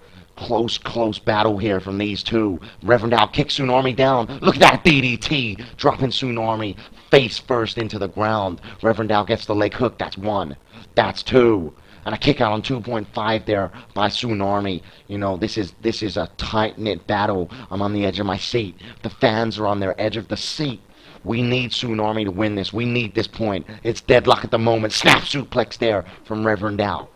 If Tsunami was to win, it would give us 2 points. If Reverend Al wins with this, no he doesn't, but if Reverend Al was to win this match, it would give the XWA 2 points. That would put them in the lead. We cannot have that here tonight at Absolution. Tsunami turns it around into his favor. He picks Reverend Al up. Look at this. Onto his shoulders. Yes, this is what we need. Laid across the top rope. Headbutt to the stomach. Kick in the spine. Vicious move from Tsunami. Reverend Al collapsed to the mat. And Tsunami, look at this, putting Reverend Al up into this torture rack, Dominator-style maneuver, and just elbow drop variant to the back there. Lower kidneys, and again all the way to Tsunami, coming crashing down into the kidney and lower back region of Reverend Al. And a shoulder block there from Tsunami. Tsunami fighting. Tsunami's fighting like no other. He's bringing this back, and he puts Reverend Al up onto his shoulders. That fireman carry slam, slamming Reverend Al down with so much force. Tsunami dragging Al away from the ropes. This could be it. Lateral press cover. 1, 2. 3, a kick out on 2.5 by Reverend Dow. He's up to his feet. Tsunami headbutt, oh my god, knocking Reverend Dow off his feet. And Tsunami turning him up for a title slam. Ladies and gentlemen, this could be over. Oh, Reverend Dow reverses it. Punch to the back there. Reverend Dow under the arm. Look at the strength of Reverend Dow. Backdrop. No way. He's lifting him up again. A second backdrop. He drops Tsunami. I can't believe this. Not a third one. German suplex from Reverend Dow. What the hell? German suplex again, the strength and the stamina. No way. A third one. Oh my god. How can he do that? Let alone on anyone. How can he do that on a guy like Tsunami? And Reverend Dow's rode Tsunami up. He's gone up top. No. Leap of faith. His finishing maneuver. He's nailed it. The legs are hooked. That's 1. That's 2. That's 3. I don't believe it. Reverend Dow returns and he wins the point for the XWA. An amazing match, ladies and gentlemen. An amazing match. Every guy that was in this match came out here and they put it all on the line. Insano, Junction, Static, Johnny Kamikaze, Havoc, Tsunami, Reverend Dow. I want to give props to each and every one of those guys for an amazing match. But as you can see in the replay here, Reverend Dow won the match for the XWA with an impressive combination of back suplexes and German suplexes, which set Tsunami in position for the leap of faith. And Reverend Dow, the leg was hooked. It was 1, 2, 3. And Reverend Dow, my god, an unsuspected addition to Team XWA. I did not see it coming, but he has won them a point, which means the owner and the XWF has 1 point. Tommy T. Thomas and the XWA now have 2 points. We need to drag this back, guys. We need to drag this back. Backstage now with Tommy T. Thomas and Damage and Lord Lauren. Tommy T. Thomas says, you guys saw what just happened there. Team XWA were victorious, and that puts us in the lead. Now all we have to do is stay ahead. Damage, you're not booked for a match yet tonight. Well, that's going to change. And it's time to change that now. You're on next. One-on-one with whoever Dr. Khan chooses. Damage is in the ring next. And Tommy T. Thomas says, and as a present from me, it's going to be Extreme Rules. Oh, God, come on. For God's sake. And Damage says, no problem, Tommy T. Thomas. I will bring us another point home. Now, what the hell? It gives him Extreme Rules just as freaking Damage. Karn now with Luke Noyes and Nightmare backstage. And Karn says, right, you guys. I did not anticipate Reverend Dow. I didn't anticipate us losing that gauntlet match. We had the stronger team, and I was sure we were going to win it. But what's done is done. And now we need to focus on just winning the rest of tonight's matches. Tommy D. Thomas has chosen Damage to fight next in an Extreme Rules match, and now it's my choice to choose which one of us 3 fights him. Nightmare, I know you have demons with Damage, and I'm sure you want him tonight. Luke Noyes, you also have reasons to want Damage in the ring. He's prevented you from winning that title many times. You know, it seems Damage isn't the most popular guy, because I'd very much like to kick his ass too. This is a hard decision for me, guys. And Nightmare says, fuck it, Karn, you listen to me. I want Damage. I want it, and give me the match. Nightmare wants Damage. And Dr. Karn says, alright, Nightmare.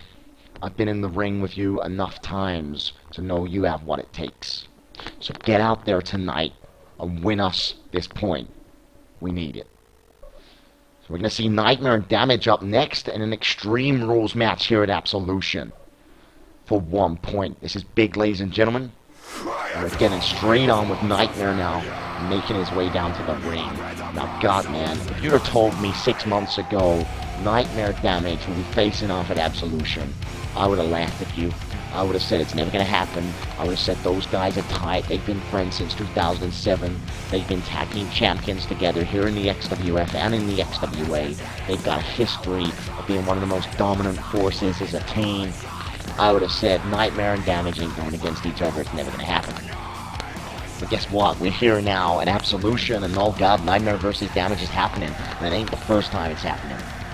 You know, 2 pay-per-views ago at Redemption, the main event was Nightmare versus Damage in a bloodbath match. The only way to win the match was to either submit your opponent or pin them, but the referee would not allow that to happen until both men were bleeding. And let me tell you, if you haven't seen that match, after this pay-per-view, go back and watch it. It's an incredible match, you know. I don't want to say You're spoilers. Spoilers are waiting. fucking ice, my pedigree Damage son. wins the match, And I shall but be it's a under it great when it match, breaks. you know. And I'm hoping tonight Nightmare can even the playing field behind these two, Now, and fuck make it off. 1-1, because Nightmare needs this point. The XWF needs this point. If Nightmare was to lose tonight, it's going to put us in a very, very bad position. I don't want to see that happen. Damage making his way down to the ring. You know, still a couple of fans in the crowd wearing freaking Damage shirts, even though he's a sellout. He sold the XWF out. He sold the CWO out. He sold me out. He sold the fans out. You know, Damage, I lost a lot of respect for the guy. And I'm not going to say that he's not a great wrestler. I'm not going to say that maybe he's got the advantage in this match. Extreme Rules, you know, Damage speciality.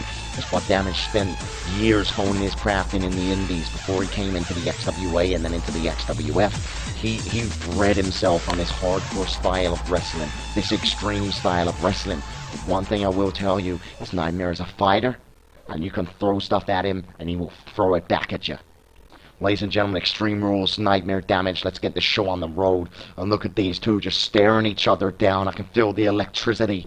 I can feel the electricity. What the hell are they doing? They're both leaving the ring. What the hell? What Nightmare's going underneath the ring?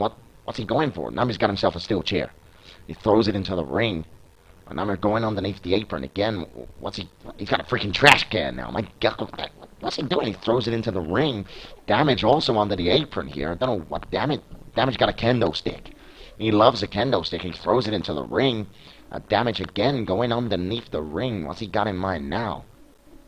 What's he got? He's got a mop. Damage has got a freaking mop, and he throws it in the ring. He's going under again. What's he looking for now? Damage's got the steel stairs. He throws the steel stairs in. Damage has got a spare ring bell, and he drops it in the ring. We've got a carnage-filled ring here. These two men staring each other down. A ring full of everything but the freaking kitchen sink. These guys are going to kill each other. They walk in, Damage throwing punches at Nightmare here. Nightmare blocks a punch, throws one into the face of Damage, throwing punches, heavy punches, kicks. Damage blocks a kick and spins around and kicks Nightmare in the face with a spinning heel kick. Damage got the kendo stick and one shot to the back of the legs there. Nightmare falls down. Damage is raising that kendo stick and dropping down the back of Nightmare. And again, as Nightmare's trying to get up to his feet, and one to the face. A shot to the face, and Damage just throws the kendo stick down. It almost looked broken already, and now Damage, he's got the trash can. This is not looking good for Nightmare. Nightmare getting up to his feet, turns around and takes a shot to the face with that trash can. Damage throws it down. These two men are going to kill each other. That's one. And a kick out of one by Nightmare. Not even a two, and he's just had a fucking kendo stick around the head, and then a trash can. Nightmare blocks a punch, elbow to the back of the head there. Nightmare spinning around, discus forearm, knocking Damage over. Now Nightmare's got the trash can, hits Damage. Damage goes onto the ropes. Nightmare throws it down, runs it. Oh my God, they're out the ring. Clothesline from Nightmare, cascading Damage out the ring. Nightmare got that ring bell and has crunched to the face. A crunch to the face with that ring bell, which fell out the ring earlier. And now Nightmare picks Damage up, a massive clothesline there, grabbing Damage. Look at this, throws him over the steel stairs. Oh my God. These two men, this match is horrific already. It's like 3 minutes in, if that.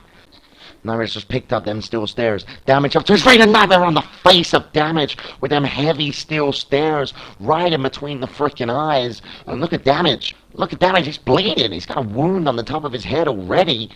Nightmare going for the cover on the outside. That's one. That's two, and a kick out on two by Damage, who's bleeding pretty badly already. A Nightmare with an elbow to the bleeding head of Damage. And Nightmare rolls Damage in, guillotined across the apron, and another elbow to that wound.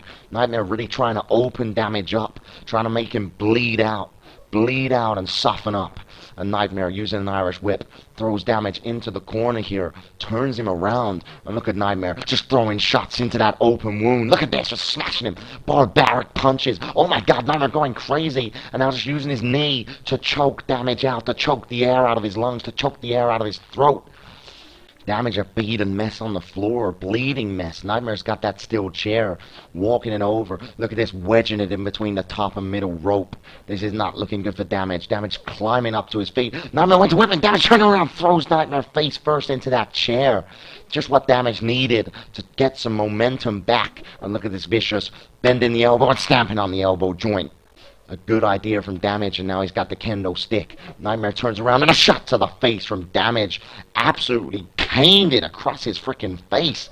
absolutely viciously smashed him in the face with it, and Damage just got it again, picked Nightmare up and shot him in the stomach with it. Nightmare falls down to the floor, and again, across the back, Damage just using his kendo stick, just swinging it so wildly in a shot to the face again. Nightmare falls down, absolutely out cold, just holding his head there. Damage rolls him over. That's one. That's two, and a kick out on two by Nightmare. It's just not enough to keep Nightmare down. It is not enough to take that 1 point from the grips of Nightmare. But this is about more than 1 point.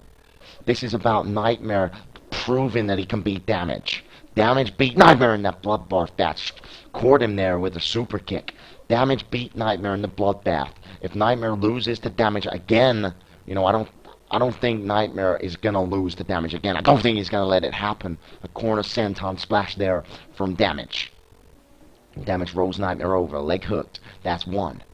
That's two, and a kick out on two there by Nightmare. He gets a shoulder up.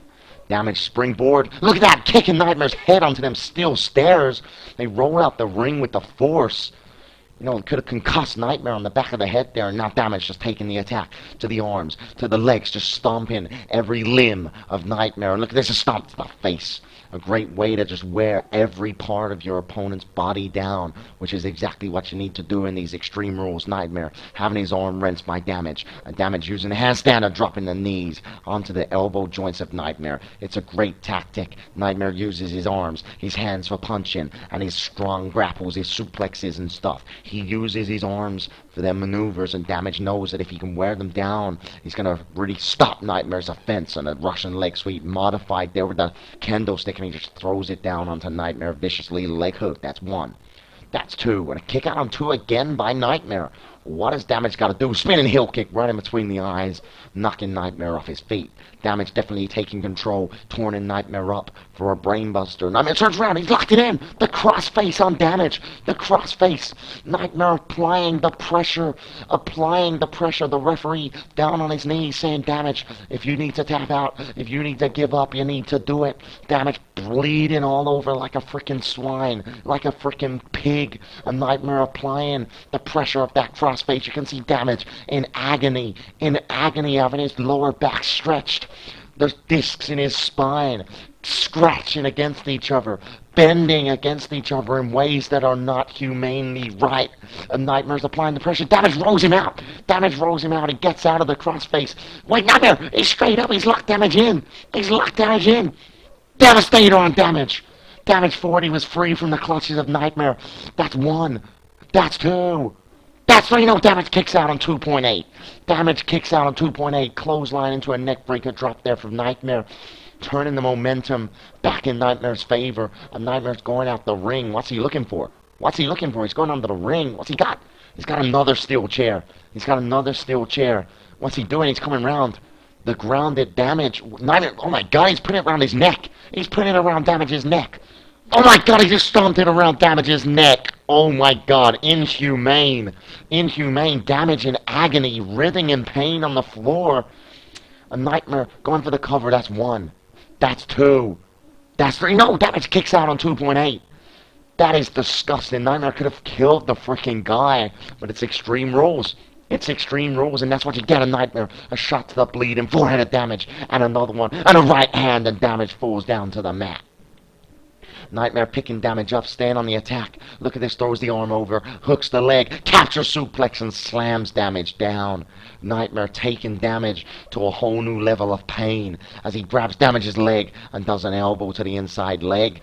And now Nightmare reeling up another elbow drop, but this time into the chest cavity of Damage. And Nightmare's got that mop and just runs in and knocks Damage right in the square in between the eyes with it. Just slapping Damage across the back and throws the mop on the back of his head. Damage trying to get up to his feet here, trying to find a way up. Nightmare bounces off to the rope, knees Damage in the face, and drops him down with a neck breaker. Great force, great move from Nightmare, calculated attack. That's one. That's two, and a kick out on two by Damage. Not enough to keep him down. These two men, what have they got to do? What have they got to do to each other to keep him down? A Nightmare punch to the back of Damage, and again a punch to the back of Damage, and now Nightmare picking Damage up. Look at this, just dropping him face first onto the turnbuckle. That wound, Damage is bleeding all over the freaking mat now. Nightmare just stomps on the wound. Nightmare is playing as dirty as Damage can play. These two men have built a living off of just ruining people, and that's what they're doing to each other tonight. And Nightmare suplex onto that trash can. Damage's lower back went straight through the trash can, and a kick to the stomach. A kick to the stomach from Nightmare. Resourceful by dropping a suplex onto the trash can. And Nightmare just staying on the attack with a kick to the back. Nightmare turns Damage around, and an Irish whip throws Damage into the turnbuckle. What has Nightmare got in mind? A punch to the face there. A punch to the face, and Nightmare goes to grab Damage. Damage turns him around, throws Nightmare into the corner, punches him in the face, and again, Damage trying to make his momentum, trying to bring it back. He throws Nightmare through the middle rope. Nightmare holds on. He's climbing up. Damage! Triangle dropkick, knocking Nightmare off the apron. Nightmare goes to the outside. Damage, he sees an opportunity. He sees an opportunity. He bounces off the ropes. He runs, rope flick to the outside and takes Nightmare off his feet just as he got up. Just as he got up. Damage going for the cover. That's one. That's two. That's three. Nightmare kicks out on 2.5. 2.5 and Nightmare's up, but Damage staying on the attack with a combination of punches and a spinning heel kick, laying Nightmare onto the ground on the outside. Damage picking Nightmare up to his feet. What's he got in mind? He rolls Nightmare back into the ring, guillotined over the apron, and an elbow shot to the face there from Damage. Nightmare starting to feel the ache now. Damage gets in the ring. Nightmare on the receiving end of the combination of a triangle dropkick into a rope flick. And now Damage has turned the momentum into his favor as he picks Nightmare up to his feet. Damage throws Nightmare into the corner, and Damage climbs up onto the middle rope. That's 1, 2, going for a 10 punch, 3, 4, 5 punches, 6, 7, 8 punch, 9 punch, 10, and he hits Nightmare square in between the eyes with a massive punch, and Nightmare just collapses to the floor there. 10 vicious punches, and Damage is turning Nightmare up for a brainbuster. If he nails this, it could be over. Can Nightmare find a way out? Damage has locked it in. He hooks the arm. He hoists Nightmare up. Brain damage. Brain damage square on the top of the head. This could be over. Nightmare's bleeding. He dropped him straight on the forehead. The leg's hooked. That's 1. That's 2. That's 3. Nightmare gets a shoulder up. Nightmare bleeding from the brain damage. Split his head open with the force, but Damage staying on the attack, dropping Nightmare's arm onto his knees to really soften the arms of Nightmare. And Damage with a knee to the face of Nightmare, really opening that wound. You can see Nightmare bleeding quite bad already. And Damage brings him in and clotheslines the wound. You know, Damage showing Nightmare how it feels to have your wound busted open with repeated attacks, which is what Nightmare was doing to Damage earlier on in this match. And Damage now trying to tear the arm off of Nightmare, trying to soften the arms up to slow down Nightmare's offense. And Damage, a knee to the face of that wound again, and blood sprayed out of Nightmare's wound. That's 1. That's 2. That's 3. Nightmare gets a kick out. Both men bleeding so badly now. Damage aiming these strikes to the head. He throws Nightmare into the corner. Turns Nightmare around. What has Damage got in mind? Nightmare throws Damage into the corner. What the hell is Nightmare doing? He's moving up, punches Damage in the face. Nightmare going onto the apron. What's he doing here? He's hooking him under. Nightmare going onto the top rope. What are you doing? Don't do something stupid. Superplex to the outside. Oh my God. Both men went tumbling to the outside. That's a massive drop. But Nightmare somehow finding himself up to his feet. They're both bleeding like no other. And Nightmare gets the legs hooked. That's 1. That's 2. That's 3. Damage gets a shoulder up. I don't believe it. Damage kicked out a superplex to the outside. Incredible. Look at Nightmare just bleeding all over the show. I don't think he can even believe that Damage kicked out of that superplex to the outside. A hyperplex, if you like. And Nightmare goes under the ring. He's got a table now. He's desperate measures. He wants to put Damage through a table, finish this match. Nightmare's setting the table up at ringside. What's he doing? Nightmare's got a lighter and oil, and he's just set the table on fire. Wait, A-Bomb over the barrier. A-Bomb just jumps over the barrier. He's grabbed Nightmare. What the hell are you doing, A-Bomb? What are you doing? Abomination through the flaming table. What the hell? What the hell was that for? Nightmare in agony. A-Bomb pumped up. Damage just somehow getting to his feet. Crosses paths with A-Bomb. A-Bomb leaves. Damage doesn't seem to care. He goes for the cover. That's 1. That's 2. That's 3. I don't believe this. Nightmare caught by surprise. Got given an abomination for a flaming freaking table. And Damage stole the pin. He stole the pin from right under the fans' eyes and the boos. And Damage sticks his middle fingers up at the fans, showing disrespect. A-Bomb on the stage there, looking down with anger, and he leaves. I don't believe this. He better no, I don't believe this. A-Bomb, you have screwed the XWF. You have screwed the XWF fans. You have screwed me.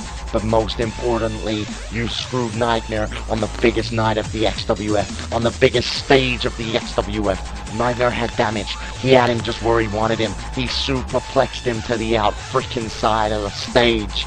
All he had to do was put him through a flaming table. And Nightmare not only beat Damage, but he won a point for the XWF. But no, A-Bomb cost Nightmare the match here tonight.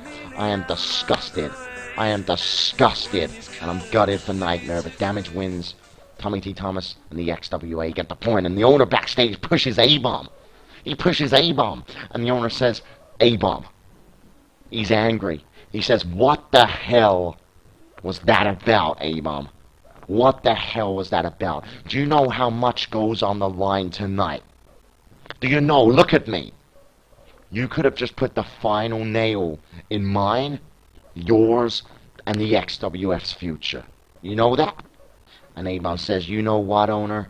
You put the final nail in the XWF's coffin. What? How did he? He's the owner. And A-Bomb says, you gave control to Dr. Khan. Pathetic choice. He chose Junction over me.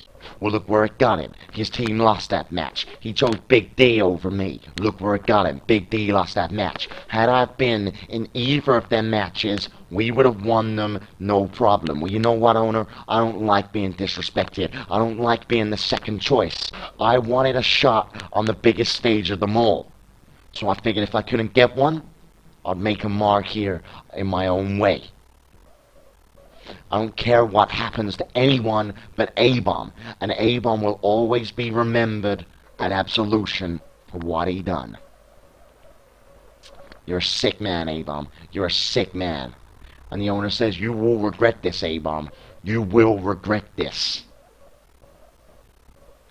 And the owner leaves, you know. Look at him. He's so stressed out. The owner doesn't need this. This is a hard enough battle as it is for A-Bomb to screw us over, man. Cannot believe A-Bomb did that. I'm not happy about that. But I'm here and we're going to go backstage now with one of the wrestlers from our next match. It's Mike Jacobs. And Mike Jacobs says, Upson boy, let me tell you a little something. I'm undefeated for 6 pay-per-views. 6! That's every pay-per-view event that the XWF has ever had.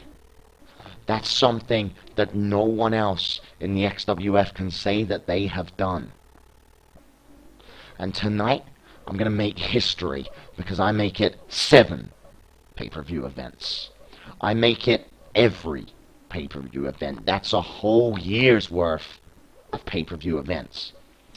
Now, I've always been destined for greatness, Upson. Always.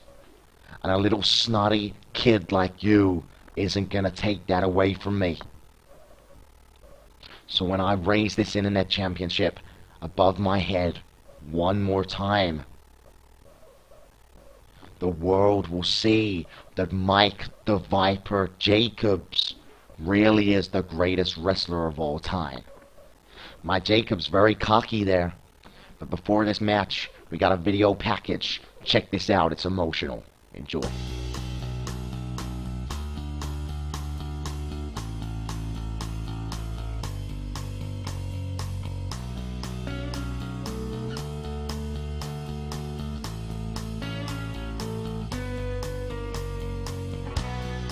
I got a candle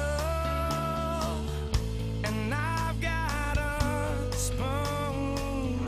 I live in a hallway with no doors and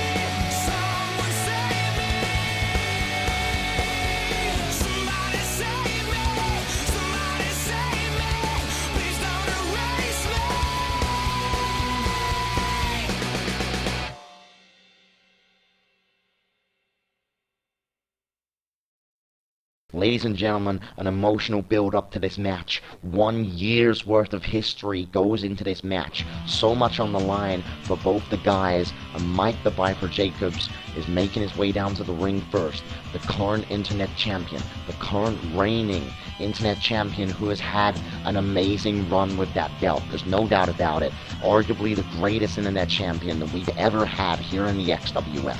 And you know, he's been bragging about it enough lately, but I've got to cement the facts for you people.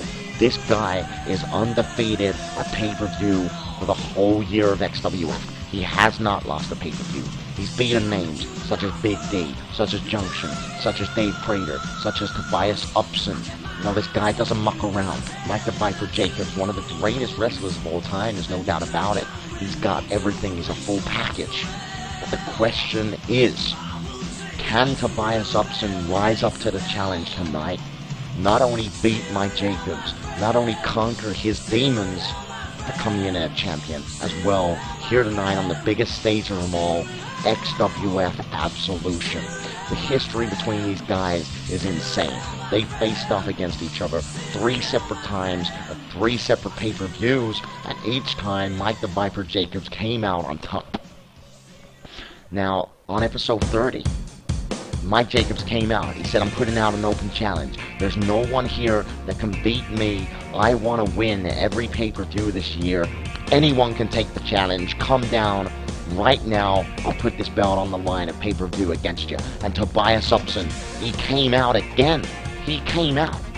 You know, this is a guy that has lost to Mike Jacobs 3 times in a row.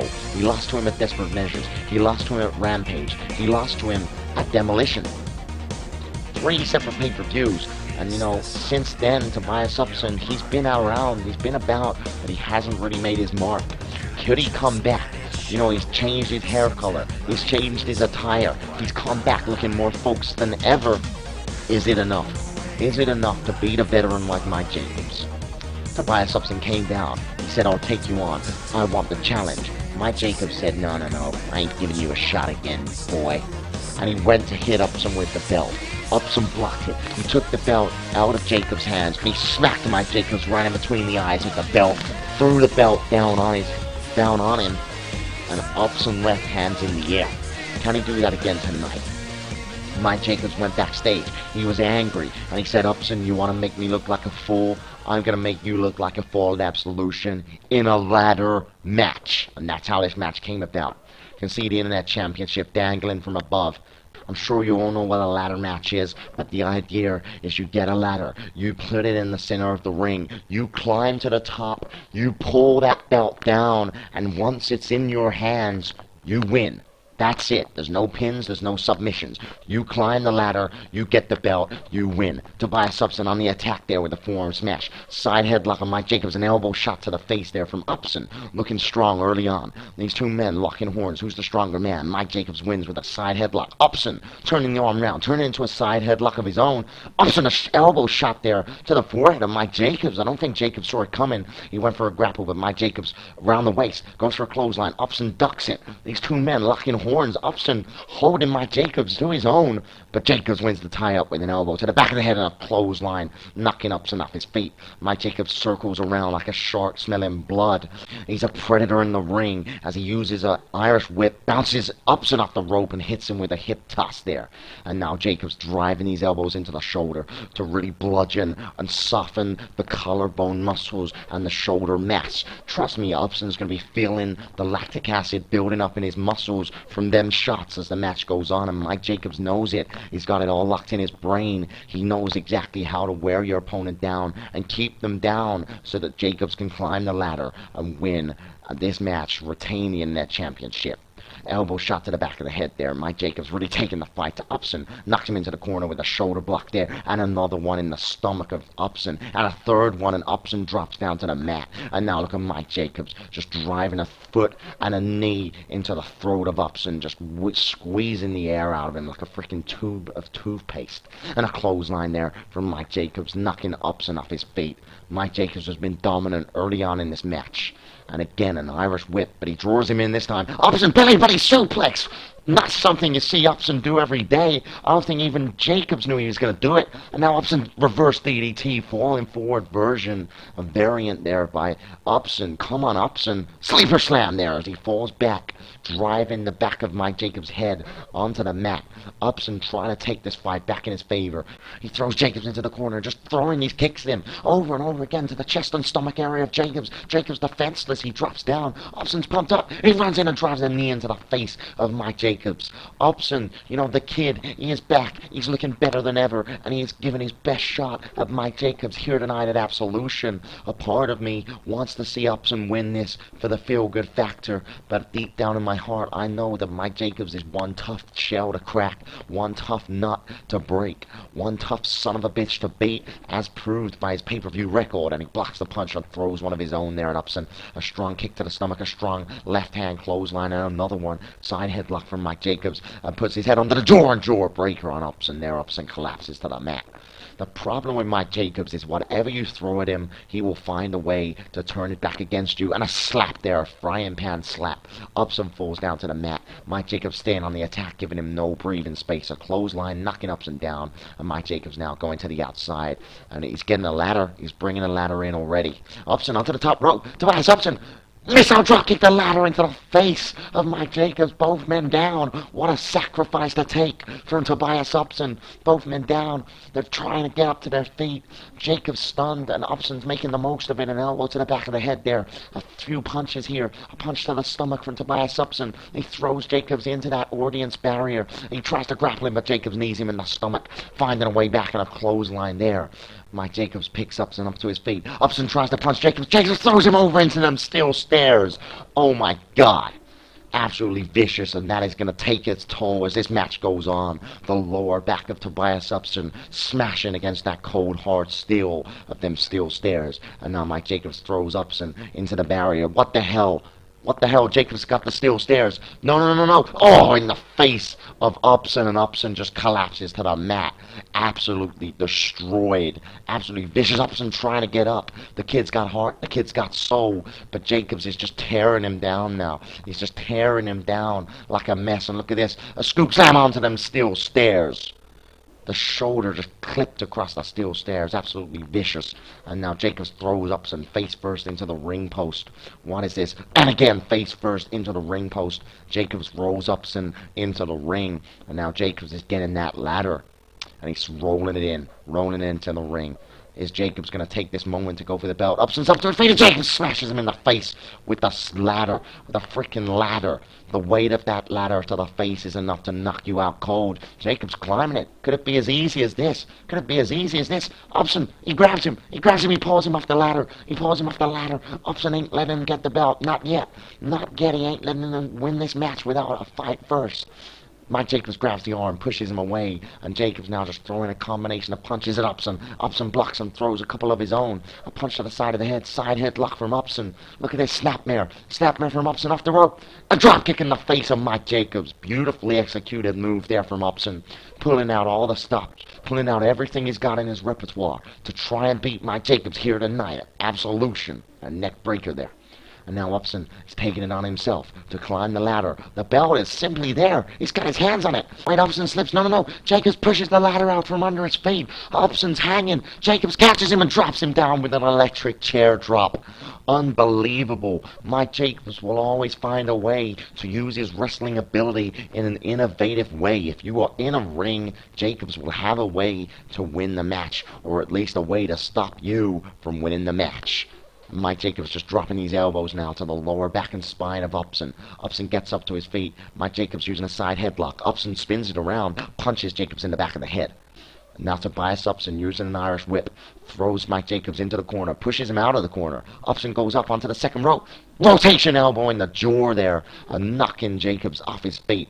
Upson is really pulling out everything he's got, everything he can do. An elbow to the chest. A Russian leg sweep there. Hitting Mike Jacobs' head on the lower turnbuckle. Upson is really going for it here tonight, ladies and gentlemen. He throws Mike Jacobs over the apron and punches him off the apron. Jacobs to the outside. This is it. This is Upson's moment. He's climbing the ladder. He's climbing the ladder for the belt. Can we see a new internet champion? Jacobs is back in. Jacobs is back in, and he grabs Upson. Look at this. He pulls him off the ladder. He ain't letting him win the championship. Not yet. He ain't letting him win it. Not yet. And a jawbreaker there. You're going to have to kill Mike Jacobs. You're going to have to kill him, or at least do something very, very special to keep him down. He's a man that will refuse to lose a match. We've seen it so far with his pay-per-view record, and it ain't going to change unless Upson can pull something big out the bag. Look at this. Dragging him out and clotheslines his freaking head off. Mike Jacobs, he's a man. He's a legend in his ring. Upson's still a rookie. He's got a lot to prove. But imagine the rub that Upson's career is going to get if he was to win this match. Jacobs tries to grab him over the apron. Upson elbows him away. Corkscrew body press into the ring. Springboard style. Landing on Mike Jacobs and taking him clean off his feet. He landed that perfectly. He landed that perfectly. Upson throws him into the corner. He's locked it in. Signature move. Bionic Bulldog, and he nails it. Jacobs face driven face first into the mat. Upson, make yourself famous, kid. Make yourself famous. Look at this, Upson. He throws Jacobs out the ring. Jacobs trying to hold on. Upson, a spear. Sending Mike Jacobs flying to the outside. This could be your moment, Upson. Climb the ladder. Climb the ladder and make yourself famous. What's he doing? He could climb up and win. He's just laying it across the ropes. What's Upson doing? He bounces off the ropes. What is he doing? He runs up the ladder. Missile drop kick in the chest of Mike Jacobs. Unbelievable. Unbelievable. Upson was just trying to make sure that Jacobs would stay down so that Upson can climb this ladder and win this belt, win this match, end the streak. What's he doing? Climb the ladder. I don't understand. What's he doing? Upson's got another ladder here. He's rolling it in the ring. I don't see the logic in this. What is he doing? He's setting it up next to it. He's setting it up next to it. He's trying to position it in a better place. I see. So he's got two ladders now. More stability. He can put his feet onto the other one. Stand up to the highest point. But Mike Jacobs is up. Mike Jacobs is up and he's running in the ring. Upson's reaching for the belt. Upson. He gets slapped on the back. Mike Jacobs. What the hell? He's grabbed him. Mike Jacobs powerbomb off the top of the ladder. Or at least off very high up off the ladder. And now Jacobs is climbing it. He's done it. He's done it. I don't believe it. Upson springboard and he drop kicks the ladder out from underneath Jacobs' feet. Upson runs in, float over, neck breaker. I'm thinking Upson's going to regret not just trying to climb the single ladder. He tried to put two ladders there so that he could spread his feet out across both. But in the end, Mike Jacobs had enough time to recover and get back in the ring. Upson leapfrogging Jacobs here, jumping European uppercut, taking the face off of Mike Jacobs. And Upson is torning Jacobs up. He's torning him up. What's he got in mind? What's he got in mind? I think he's going to try and throw him out the ring, but Upson is reversed, and Mike Jacobs punches him in the lower back. And Mike Jacobs locks him in. The arm's over. The leg's hooked. No. Viperplex in the center of the ring. Devastating special maneuver. Upson laid out flat in the center of the ring. Jacobs moving Upson away. And now Mike Jacobs going for a ladder. Look at Upson. He's out cold, stone cold on the floor there. All Mike Jacobs has got to do is move the ladder in place, which it is. All he's got to do is climb up, grab the belt, and this is over. Mike Jacobs sort of exhausted, trying to climb that ladder, just reaching the belt. Upson's up. He's stunned. He's dazed. He's confused. He's trying to work out where he is. He's looking up. He sees Mike Jacobs climbing near the belt. Upson joining him. Upson climbing the ladder as well now. Both men on the ladder. Mike Jacobs looking at him like he's a piece of trash. Upson goes for a punch. Jacobs blocks it and punches him back. Jacobs grabs Upson's head. No, Upson rolling powerbomb off the ladder onto the other ladder. Oh my God, Upson. Do it. Make yourself famous, kid. Become the internet champion. Ends the streak. Win at Absolution. Upson's standing up. He's just got to reach the belt. Mike Jacobs pushes the bat from under the feet of Upson.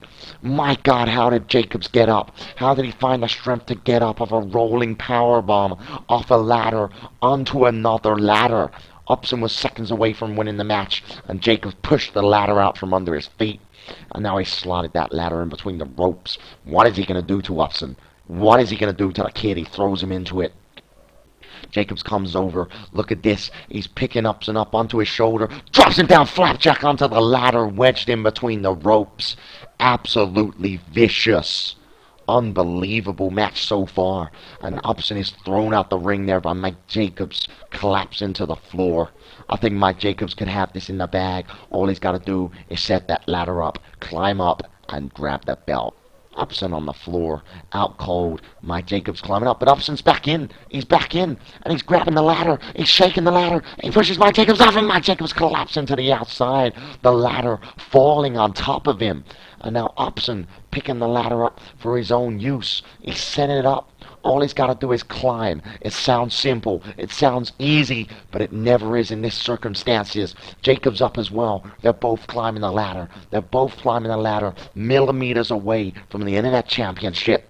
The crowd are on their feet. We got Upson chance. They're punching each other at the top of the ladder. Jacobs, Upson goes for a punch. Jacobs blocks him. Punch him. Upson, no, Upson falls off the ladder. Jacobs got him right in the temple, and Upson collapses to the ground. Mike Jacobs has won. He stands up. He's looking at the Internet Championship. It's as simple as grabbing the belt. Wait, what's he doing? Look at those sick eyes. Those sick eyes. Mike Jacobs just looking down at Tobias Upson on the ground.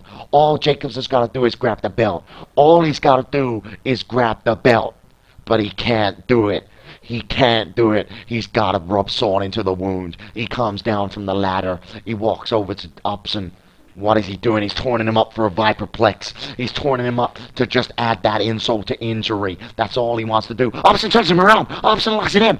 Upson down. Jacobs didn't see it coming. Upson climb the ladder. Win at Absolution. Become the Internet Champion. The fans are on their feet. They're chanting Upson. But Jacobs is up again. How can he get up? Upson's got his hands on the belt. All he's got to do is take it off. Take the belt. But Upson is punched by Mike Jacobs, and Mike Jacobs is trying to get the belt. Upson hits Mike Jacobs. Upson's hands on the belt, and it's in his hands. But Jacobs, he hits Upson. Upson, get up. Jacobs has got his hands on the belt. He slips. Jacobs has got his hands on the belt. Upson, what the hell? Upson down off the ladder. Oh my God. He hit his special move on Jacobs off the ladder. Upson down off the ladder. And Upson's climbing. He's knackered. He's out of stamina. He's got nothing left in the tank. But Jacobs is down. Upson's got the belt in his hands. He's done it. Upson is the Internet Champion. Here tonight at Absolution. He's ended the streak. He's beaten Mike Jacobs. He's ended it. He's beaten his demons. Look at the replay. Upson down off the ladder. The fans on their feet. Mike Jacobs is defeated by Tobias Upson. What a feel-good moment in XWF. One which will live on with me for a long time. The kid has done it. The kid has defied the odds. The kid has beat Mike Jacobs. Tobias Upson has done it. Look at that, Upson down off the ladder. Incredible moment. Upson, such a sense of achievement. He's done it. He's the Internet Champion here at Absolution. Mike Jacobs on the floor in pain. And Upson down off the ladder. Look at Upson. Everything in his career is built to this. And now he's done it.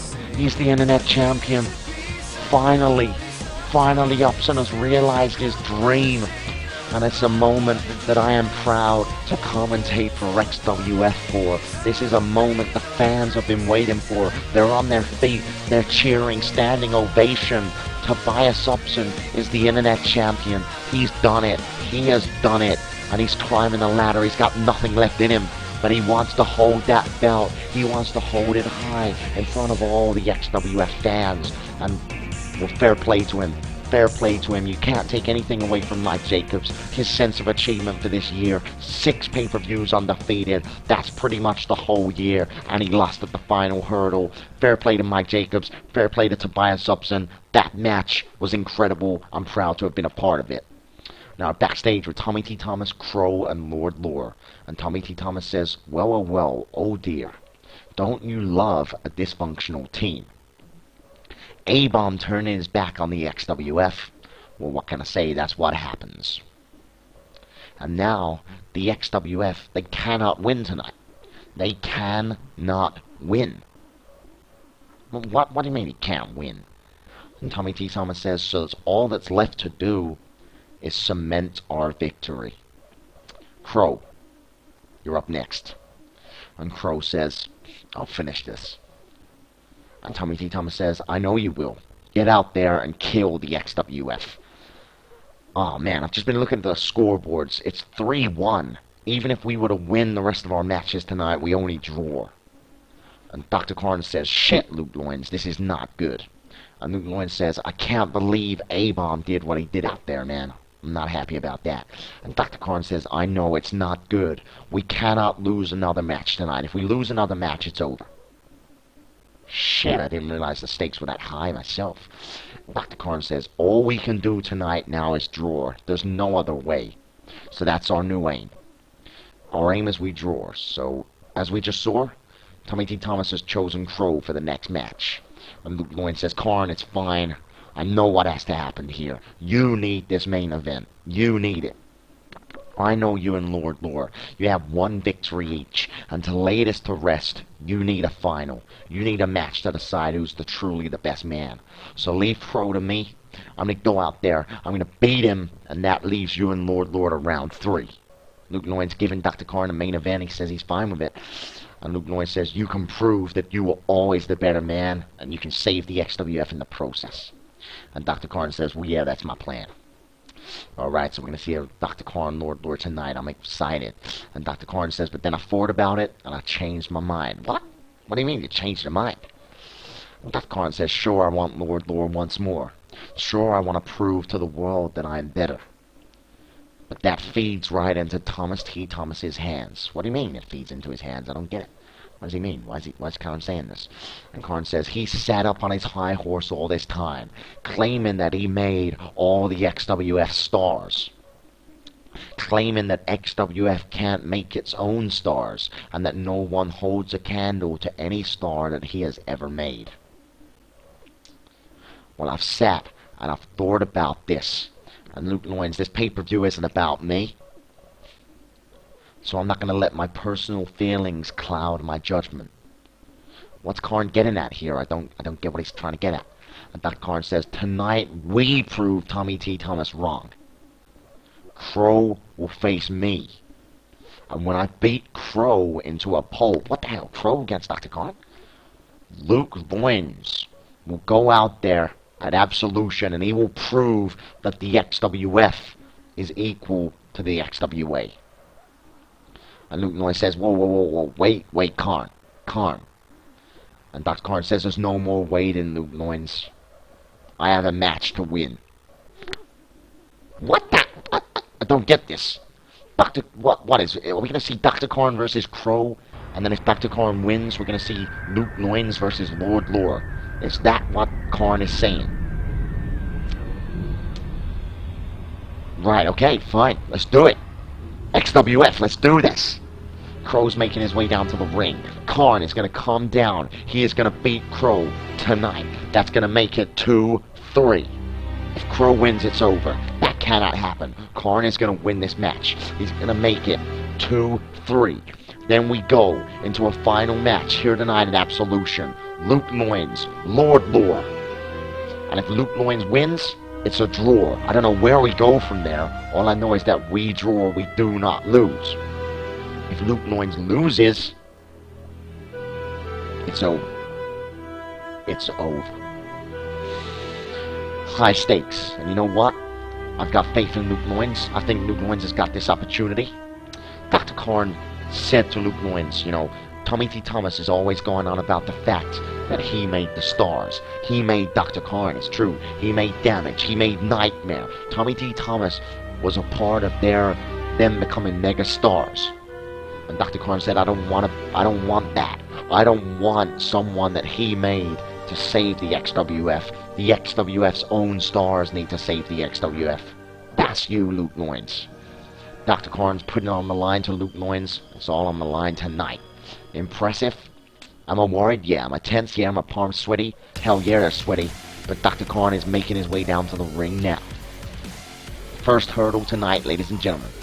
Dr. Karn, Crow. If Crow wins, it's over. We lose here tonight, right now. The XWA win. Tommy T. Thomas takes over the XWF and makes it his own. The owner leaves. Bags packed. He goes. If Dr. Karn wins, we're still in the game. Sure, we can't win tonight, but we can draw tonight, and that's what we need. We need to survive.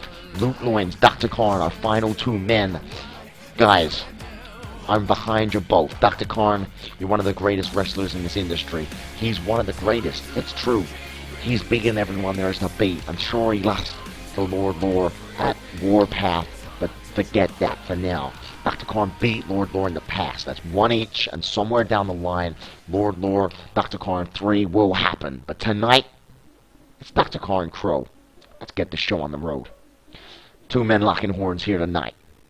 So much on the line. Crow wins the tie-up. Dr. Karn turns it into his own. Goes for a clothesline. Crow ducks. These two men locking horns again. Who's the stronger man? Dr. Karn wins the tie-up with a side headlock. Goes for an elbow. Crow knees Dr. Karn in the stomach. Crow, Irish whip, brings Karn in. Karn belly-to-belly suplex on Crow, throwing him over. Honestly, man, I'm shaking at this match. So much goes on the line here tonight. And Crow, he's an amazing wrestler. There's no doubt about it. Karn, one of the greatest. I'm so behind Dr. Karn here tonight. The fans are behind him. We need to save the XWF. And if there was any man that I would choose to have in my corner, to have wrestling for me, for the XWF, it would be the man that's in the ring right now with the white hair. That is Dr. Karn. Dr. Karn versus Crow. Live here tonight on pay-per-view at Absolution. So much on the line. So much to win. So much to lose. Dr. Karn throws Crow into the corner. Karn runs in, uses a shoulder block. Crow drops down to the floor, and Karn goes to knee, but Crow rolls away. Crow throwing heavy strikes here at Karn. Side headlock from Crow, grabbing Karn's leg, dragon screw by Crow, dropping Dr. Karn to the floor. Crow taking control of the match now. Side headlock and a chop there, knocking Karn. Karn tried to run in. Crow stopped the momentum with a chop. Crow throws Dr. Karn into the corner, and now just heavy punches to the face, holding the rope for extra leverage, just punching Karn down into the ground, and Karn takes a knee to the face from Crow. You know, you gotta think of the weight that's on Dr. Karn's shoulders here tonight. It can't be nice. Crow knows that even if he loses this match, the XWA still have a heartbeat. The XWA still go on to the next match. The XWA cannot lose. Crow has no pressure.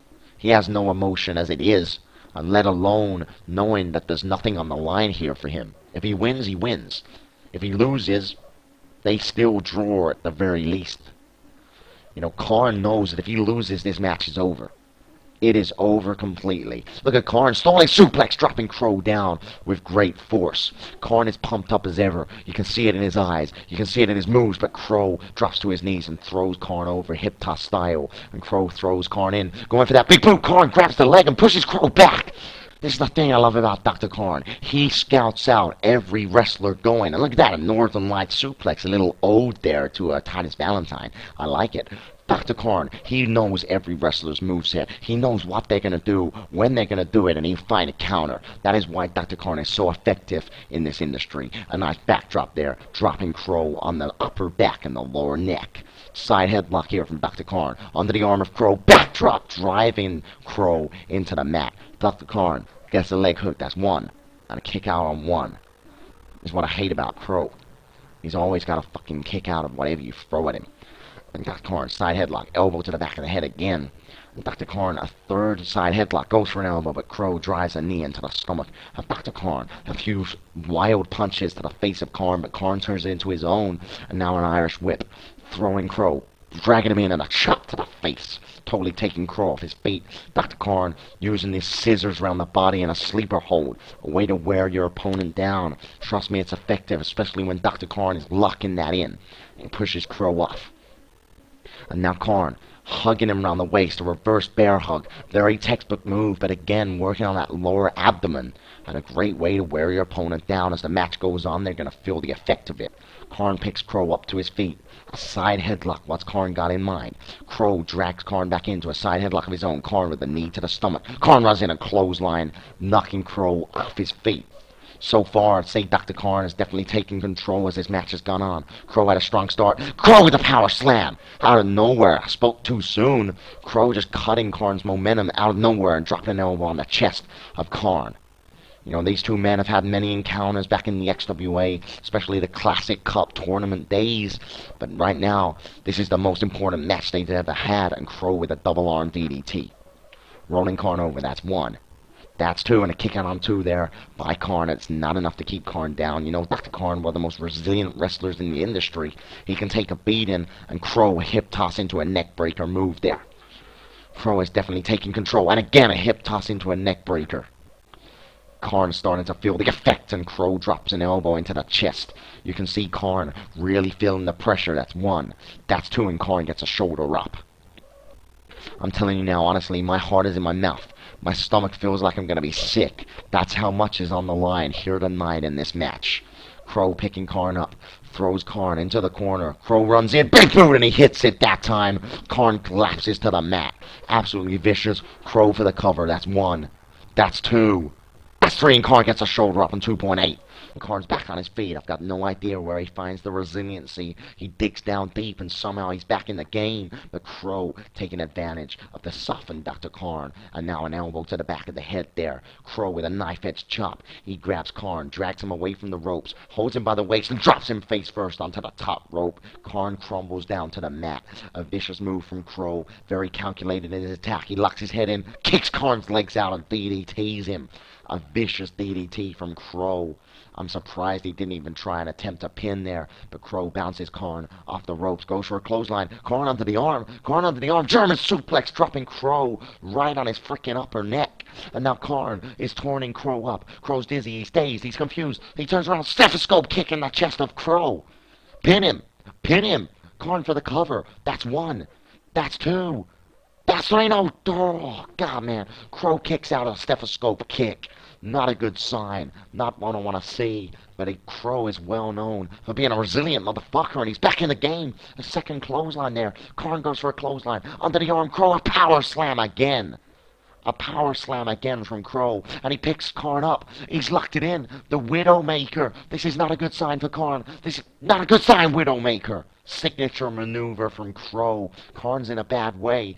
Crow gets the leg covered. Please, no. One, two, three. Karn gets an arm up. Karn gets an arm up on three. The fans, they all went silent for a second. Karn kicked out. They got up on their feet. Side belly to belly there from Crow. A kick to the chest and stomach area. And again another side belly from there from Crow. And Crow a kick to the stomach again. And another side belly to belly from Crow. A third one. Karn's definitely going to be feeling the effect of that. And Crow putting Karn up for impalement. Karn with an elbow to the side of the head. Finds a way out of it. Runs in and clotheslines Crow.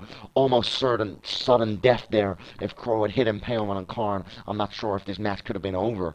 But Karn managed to find a way out of it. Just like I said earlier, he'll find a way to scout you out. And he ran in and clotheslined Crow there. And look at this, under the arm of Crow. A backdrop there from Dr. Karn. Crow's moveset is so dangerous, but Karn's finding a way out of it. I'm back in control as he picks Crow up and kneed him in the face for the cover. That's one. That's two. And Crow kicks out on the 2.5 there. Not enough to keep Crow down. Polish hammer there from Karn. Crow just got up to his feet, and Karn smacked him right in the jaw with a Polish hammer. Karn staying on the attack with strikes here. Side headlock on Crow. Elbow to the back of the head from Karn. Side headlock. Crow turns the arm around into his own. Karn kicks him in the stomach. Karn again throwing these strikes. He's on fire, but Crow stops the momentum, runs in and knees Karn in the head, knocking him to the ground. This is not good for Karn. This is not good for Karn. Crow taking control of the match again. Karn turns Crow into the corner. Karn moving Crow onto the top rope. This is looking good. Karn punching Crow, and again Crow pushes him away. No, he set him up. He set him up. Fly to the Crow, and he smashes Karn straight in the neck with it. Straight in the neck with it. Crow picks Karn up. No impalement. Please, no. No. He's locked it in. Impalement on Karn. Oh, shit. No. Crow for the cover. That's one. That's two. That's three. Karn gets a shoulder up. How does he do it? Crow runs in and Karn's straight back up. He's on fire. These double axe handles. And he grabs Crow. He puts him onto his shoulders. Oklahoma slam from Karn. He's pumped up. He just took an impalement and it did freaking nothing. And he picks Crow up the operation. He's locked it in.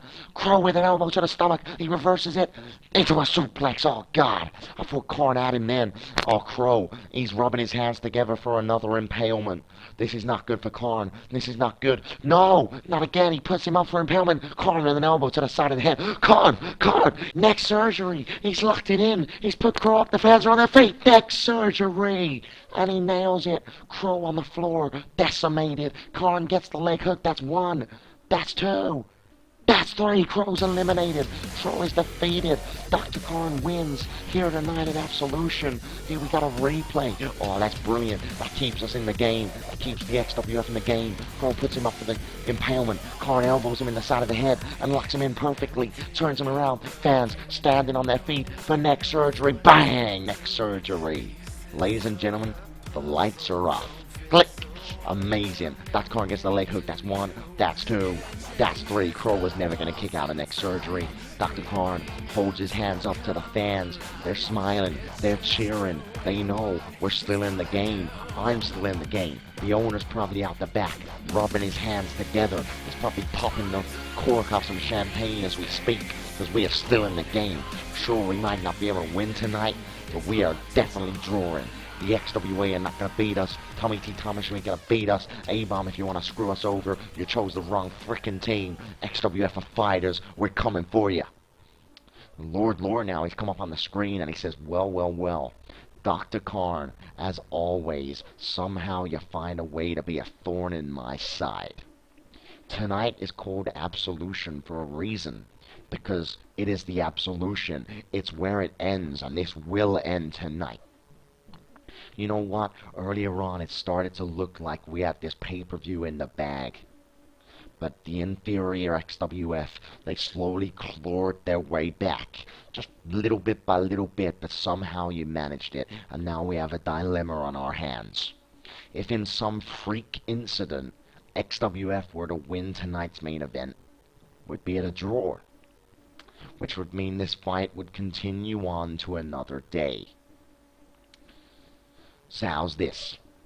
2 points goes on the line in the final match. That way one team wins. And just like the slogan for this pay-per-view goes, winner takes all. Oh my god, high stakes, ladies and gentlemen. Lord said the winner will take all from this next match. And the owner now approaching Luke Loins backstage. The owner says, Luke Loins, I know that I've treated you badly. I've done wrong by you in the past. I know that. But this is your time. You gotta take that pent-up frustration. You gotta take all them disappointments of being so close to the XWF World Championship. You gotta take them all. And you gotta go out there as the Luke Loins that you know, that I know, and the XWF fans know that you can be. Go out there, beat Lord, beat Tommy T. Thomas, save the XWF, and become the XWF World Champion. This is your time, Luke Loins. This is your time. And Luke Loins says, you know, owner, you're right. I'm not letting this slip through my hands. I'm not letting this slip through my fingers again. I am leaving Absolution tonight with that World Heavyweight Championship. Luke Loins, you gotta do this, man. You gotta do this. 1 year, man. And Luke Loins says, I'm gonna shut Lord up, and I'm gonna shut Tommy T. Thomas up once and for all. I've spent 1 whole year chasing that belt, and I've had setback after setback. Well, tonight it ends. And I put myself down in the XWF history books. Oh, Luke Loins, man, yes! I'm feeling it. I'm feeling it, Luke Loins.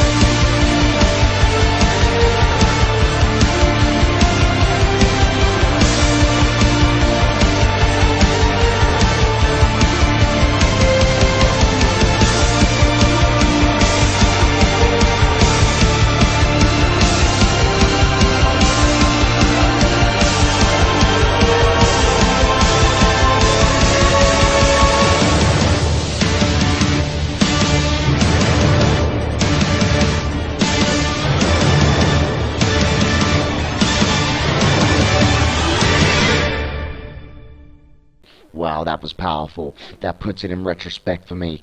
The Birds of Prey approaching Luke Loins backstage, and Falcon says, "You can do this, Luke Loins." Hawk says, "The whole XWF locker room is behind you, man. The whole locker room's behind you. It's high stakes, but this is your chance, and we know that you can do it."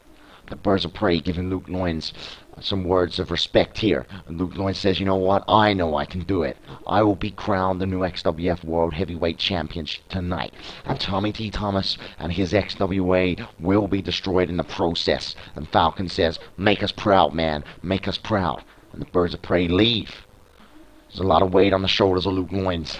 That trailer's made it all real. It's made it all real, and Lord is making his way to the ring. You can see Luke Loins. He's rubbing his hands together. He's tightening his gloves. He's ready as he'll ever be, and he's making his way to the ring.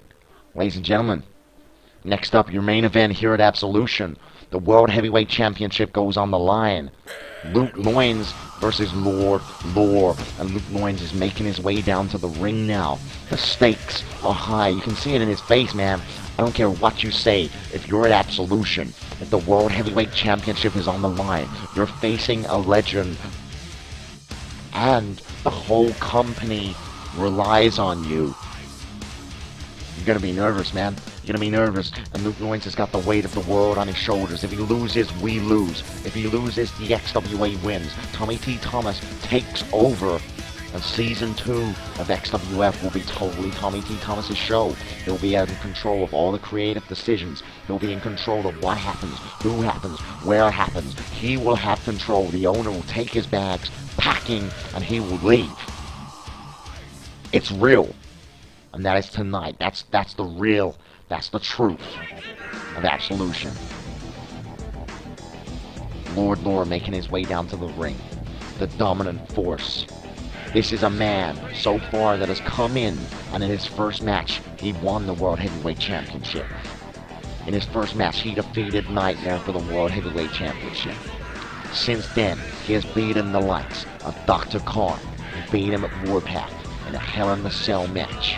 He's beaten Avon. He beat him at Redemption in a one-on-one match for the World Heavyweight Championship. Lord beat A-Bomb. He also beat A-Bomb in a rematch the following show for the World Heavyweight Championship again.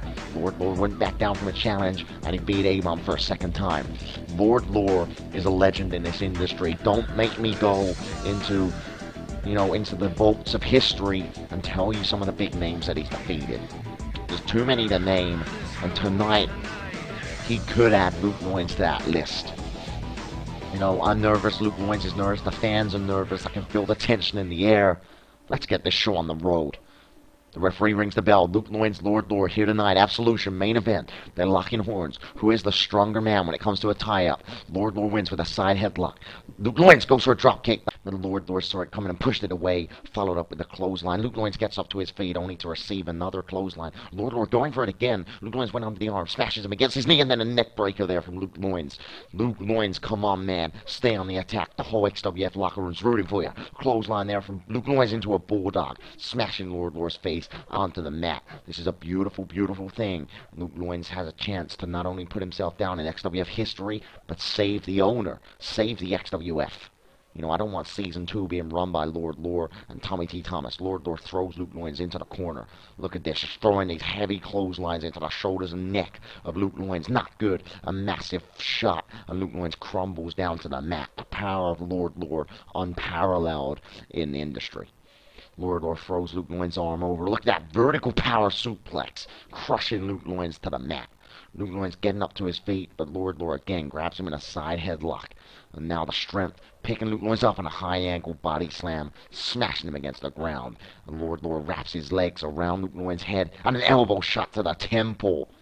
A vicious move. Lord Lore for the cover, that's one. And Luke Loins kicks out on the one. Still a fresh man. It's going to take a lot more to keep Luke Loins down, Lord Lore. Luke Loins, he's a fresh face here in the XWF, and he runs in a DDT. And I agree with what Dr. Karn said. I agree. Luke Loins springboard into a cross-body, beautiful move. I agree with what Dr. Karn said. It proves nothing. Even if XWF were to win, Lord Lore and Tommy T. Thomas will always think that they are responsible for every star that was ever made in the XWA, and they're the only reason that the XWF got to where it is today. And I disagree, because while Nightmare, Damage, Dr. Carr, and hell, Johnny Kamikaze, sure, they all came from the XWA, and arguably they all rooted their success in the fact that they were being managed by Tommy T. Thomas at the time, whatever. But what I will say is XWF has so many good stars which weren't made by Tommy T. Thomas. You're looking at one in the ring right now. His name is Luke Loins. Trust me, you've seen Tobias Upson earlier on. He defeated Mike Jacobs. He's an XWF home and bred. We've got Inferno. He's out for injury at the moment, but trust me, he's a great wrestler. The Birds of Prey, the Hardcore Hate Crew. You know, there's so many good wrestlers that XWF homebred. I take offense when Tommy T. Thomas says that all of our stars were made by him. He couldn't be more wrong. Lord holding the arm of Luke Loins and slamming these elbows into the heart and chest area. Not good. A move which is definitely going to wear Luke Loins down as the match goes on. Lord bounces Luke Loins off the ropes and just catches him with a leg lariat. Lord really starting to build momentum. He picks Luke Loins up and drives his knee into the side of his face. Absolutely vicious. Now Lord sets the elbow out and just stamps on the joint. Lord Lore, he's a master of violence. He knows exactly what he's doing. He'll wear down each individual limb. There'll be nothing left for you to use. Lord runs in and clotheslines Luke Loins off his feet. You know, Luke Loins started out strong, but Lord Lore is just dragging this back. And the thing with Lord Lore is once he gets brute force on you, once you start getting stunned, once you start getting hurt, he's going to keep applying it. He's going to keep delivering the pain. He knows exactly what he's got to do. Trust me. This is Lord Lore. He's a legend in this industry. Ever since 2007, arguably he's the most dominant wrestler in, well, any Fed wrestling. You know, fine, there's a lot of guys out there from other federations, a lot of fans from other federations that would mention guys that they think are more dominant in the scene and have more of an impact on the industry than Lord Lore. I'm going to disagree with you, and I will say Lord Lore is the most dominant in the industry ever. You know, that's my opinion, but I wholeheartedly believe it's true. Lord Lore punching Luke Loins. Luke Loins throws him over the top rope. Lord Lore trying to get back in the ring. Luke Loins grabs him around the head. Lines him over the ropes. Do it. DDT from Luke Loins. I love it. Vintage Luke Loins. He gets the legs hooked. That's one. That's two, and a kick out on two there by Lord Lord. Not enough to keep the guy down, but this is a momentum shift that Luke Loins needed to get back in the game. A punch, a kick. Lord Lord blocks the kick and clotheslines Luke Loins into the ground. Just cutting Luke Loins' momentum again. Luke Loins started so well, but Lord Lord is clearly in control now. Double axe handle and another one. Luke Loins trying to get back into the game, but Lord Lord's on Oklahoma slam, just slamming Luke Loins down with the megaton of force. Vicious. Lord Lord for the cover. That's one. That's two. That's 2.5, but Luke Loins kicks out. It's not quite a 3. Lord Lore side headlock on Luke Loins, elbow to the back of the head, wearing him down with each shot. Lord Lore under the arm of Luke Loins in a backdrop, slamming Luke Loins down with vicious force. Luke Loins is in a bad way. Lord Lore kicks him down and DDTs him onto the center of the mat. This is not a good place for Luke Loins. That's one. That's two. And a kick out on 2.5 again by Luke Loins. Lord Lore just totally taking control of Luke Loins here. Throws him into the corner. A punch to the stomach. A punch to the stomach again. And again. Lord Lore to the face. Luke Loins stunned, dizzy, confused, dazed. And Lord Lore just tosses him across the freaking ring.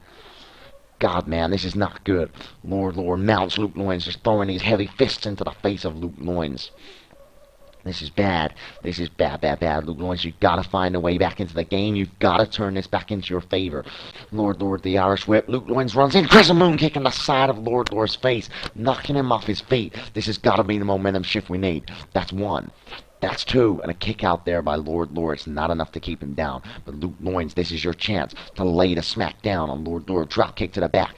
Lord Lore moves in. These two guys are locking horns. Who's the stronger man? Luke Loins wins the tie-up with a side headlock. Lord Lore spins him around and punches him in the face.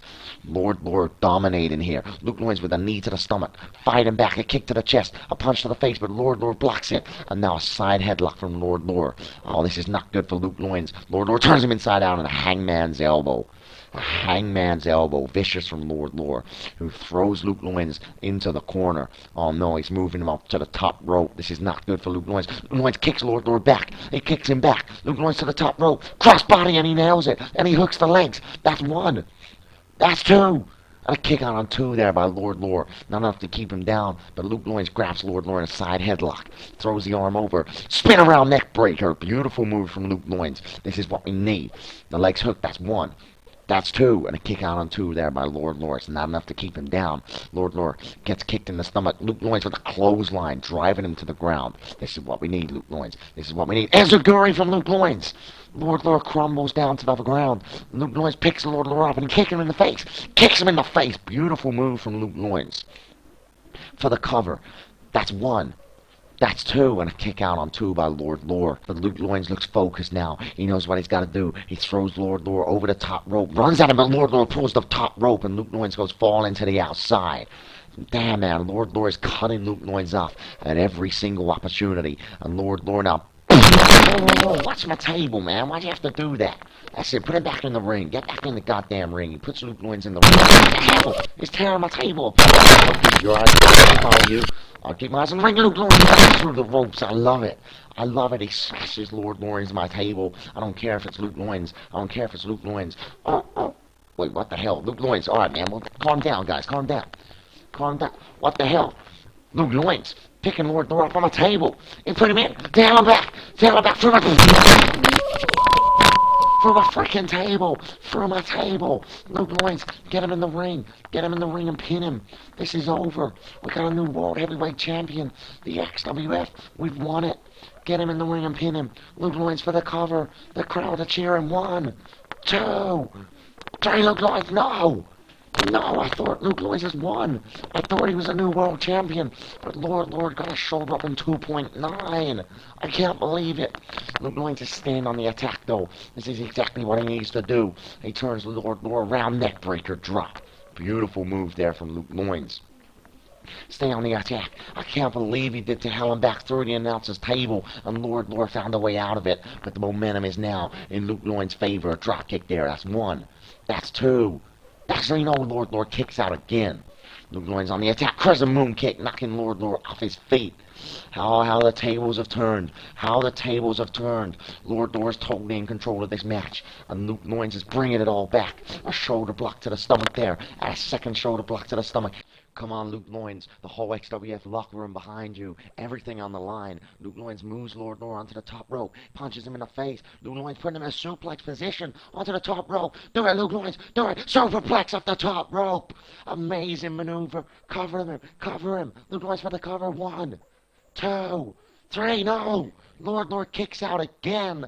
How the hell has Lord got this much resiliency? A superplex off the top rope. Luke Loins a little uppercut there to the jaw of Lord and runs in with a running DDT, planting the head of Lord into the ground. A double axe handle elbow drop variant there from Luke Loins. Picking Lord up. What the hell is this? What the power driver? Oh my god. Dropping Lord on his freaking head. Luke Loins taking all the stops. 1, 2, 3, no! Lord kicks out a freaking pile driver. What do you have to do to keep Lord down? What have you got to do?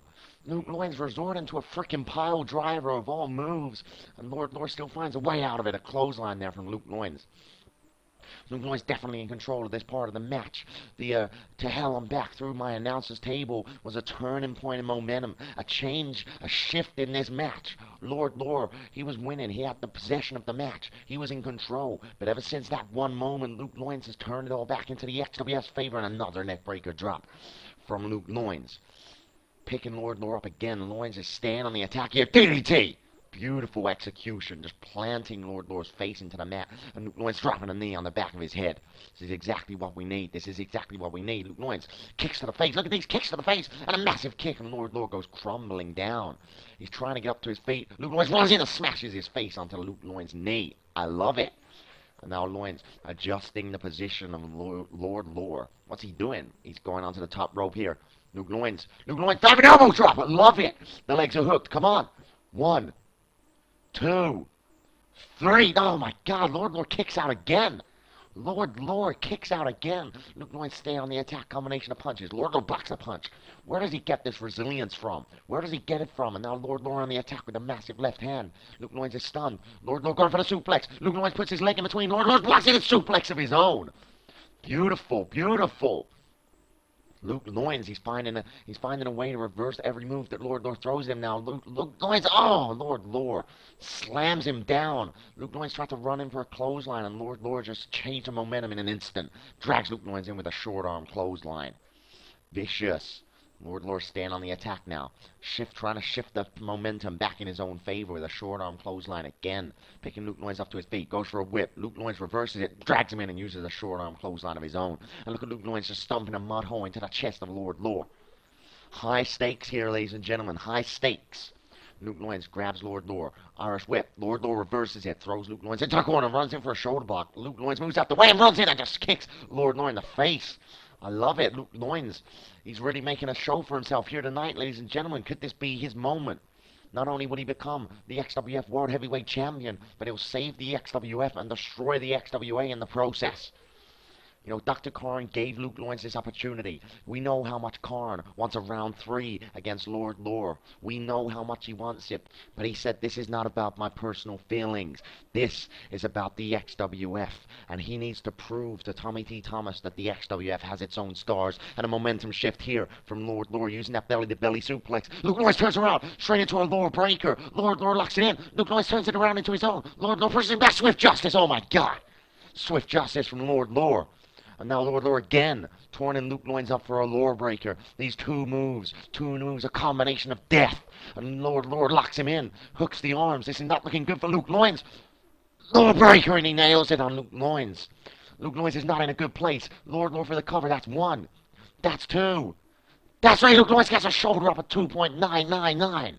Literally milliseconds away from it being over. Luke Loins got a kick out. The fans were on their freaking feet. But now Lord in control of the match with the Russian leg sweep, slamming Luke Loins down with great amount of force. Lord such a physical entity. Look at this, a clothesline. Taking Luke Loins clean off his feet. He lifts Luke Loins up, he's stunned, and he hits him with another one of these clotheslines. Such a physical force to be reckoned with. Lord kick to the chest, a big boot to the chest cavity. Knocking Luke Loins off his freaking feet. The momentum of the kick, incredible. That is the strength, the sheer strength that Lord has. And look at this line. And Luke Loins across the rope with the frying pan slap there, right across the chest. It's going to cause issues in this match, and then an arm ringer. Lord now already starting to wear down the body parts of Luke Loins as this match goes on. Throwing Luke Loins into the corner. What's he got in mind as he turns Luke Loins around? Lord head under the arm, picking Luke Loins up and adjusting his position, sitting him on the top rope. Lord climbing to the second rope, a punch to the back, head under the arm. No way! Super backdrop! Oh my God, off the second rope. Luke Loins folded from the pressure. This could be over. Lord 1, 2, 3. No, Luke Loins gets a shoulder up. Luke Loins gets a shoulder up. I thought it was over, ladies and gentlemen. I thought it was over. Lord, you can see the aggression in his face. A double axe handle. Luke Loins trying to get up to his feet and run straight into another one. Lord, Oklahoma slam. Wait, Luke Loins turns it around. Reverse DDT from Luke Loins, reversing the move into his own favor. He picks Lord up. Luke Loins with a clothesline. Come on, Luke Loins. Another clothesline, knocking Lord off his feet. Lord goes for a clothesline. He misses. Luke Loins power slam. Luke Loins hits the power slam. Signature move of Luke Loins, and now he's lining Lord up for the signature knee drop. Luke Loins drops that knee into the chest cavity of Lord. Lord holding his chest in pain. Luke Loins torn him up, he's banging his chest. Lord getting up to his feet, stays dazed, confused. Lord dodging the move, turns Luke Loins around. No, not again. Lower breaker, he locks it in. He locks in the arms. Luke Loins, you gotta find a way out. Lower breaker, he hits it. I don't believe it.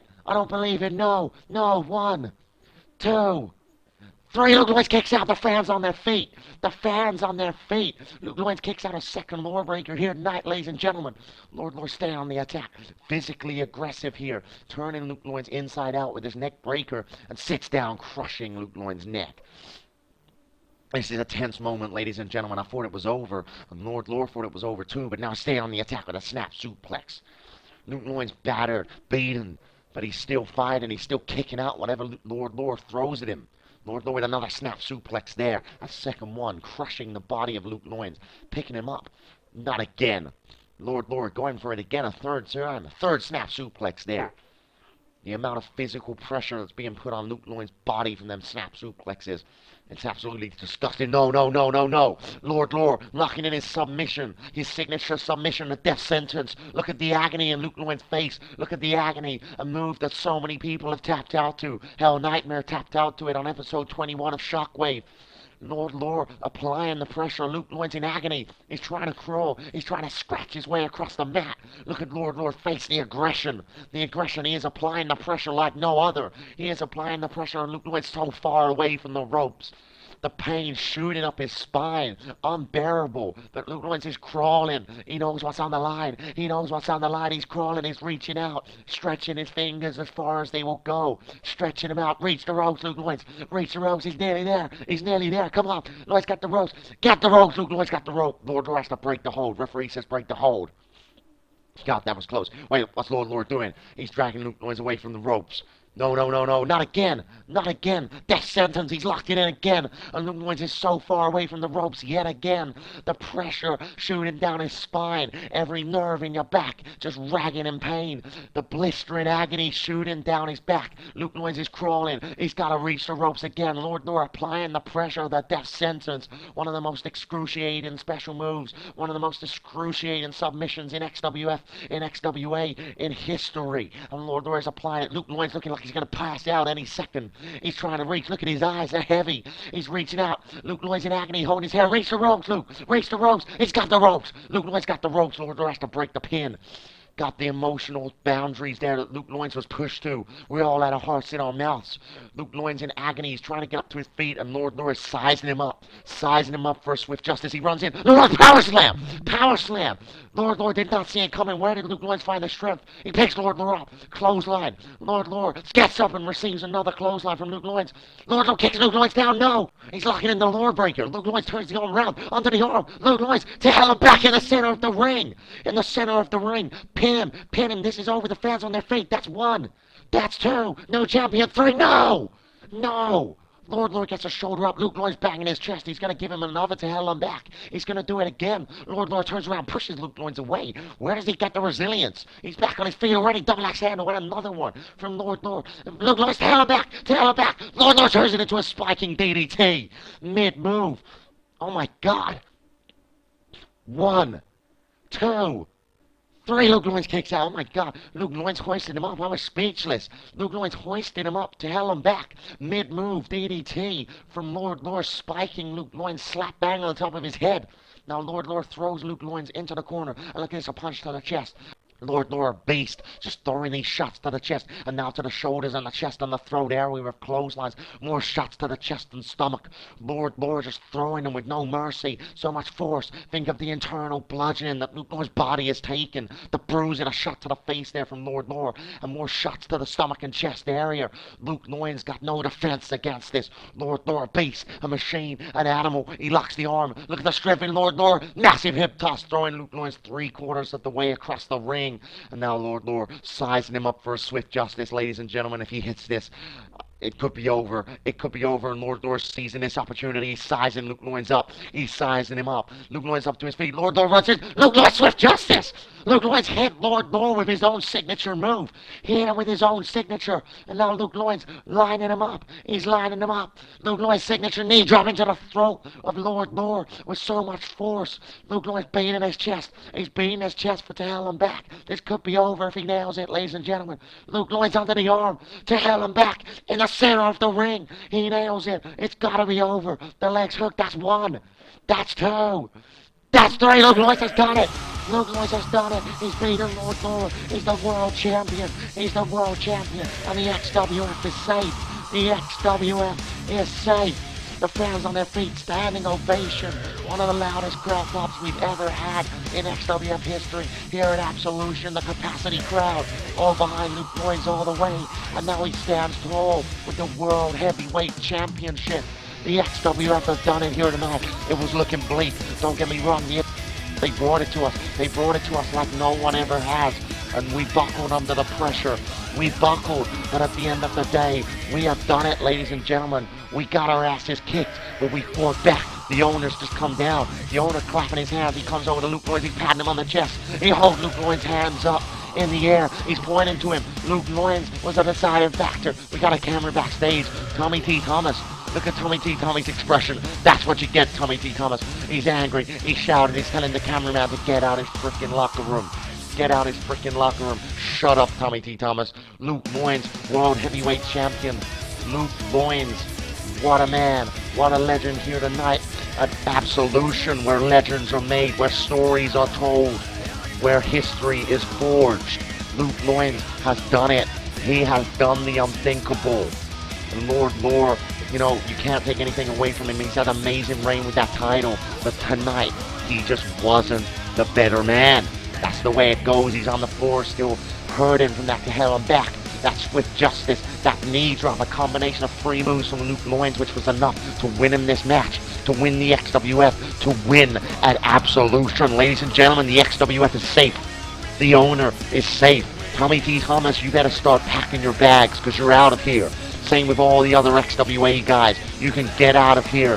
The XWF, we have done you. We have finished you. We have destroyed you at Absolution. Congratulations to Luke Loins. Congratulations to Tobias Upson. Congratulations to the Birds of Prey. Congratulations to everyone that wrestled here tonight, whether I like you or not. It has been an emotional night, and I want to take this time also to say thank you to everyone that's watched XWF over this year. It's been an emotional roller coaster, a lot of work, a lot of effort. The results have been worth it. Ladies and gentlemen, on the Bear, this was Absolution that you have just watched. What an amazing show, and I will see you in XWF Season 2. Bear out. Thank you.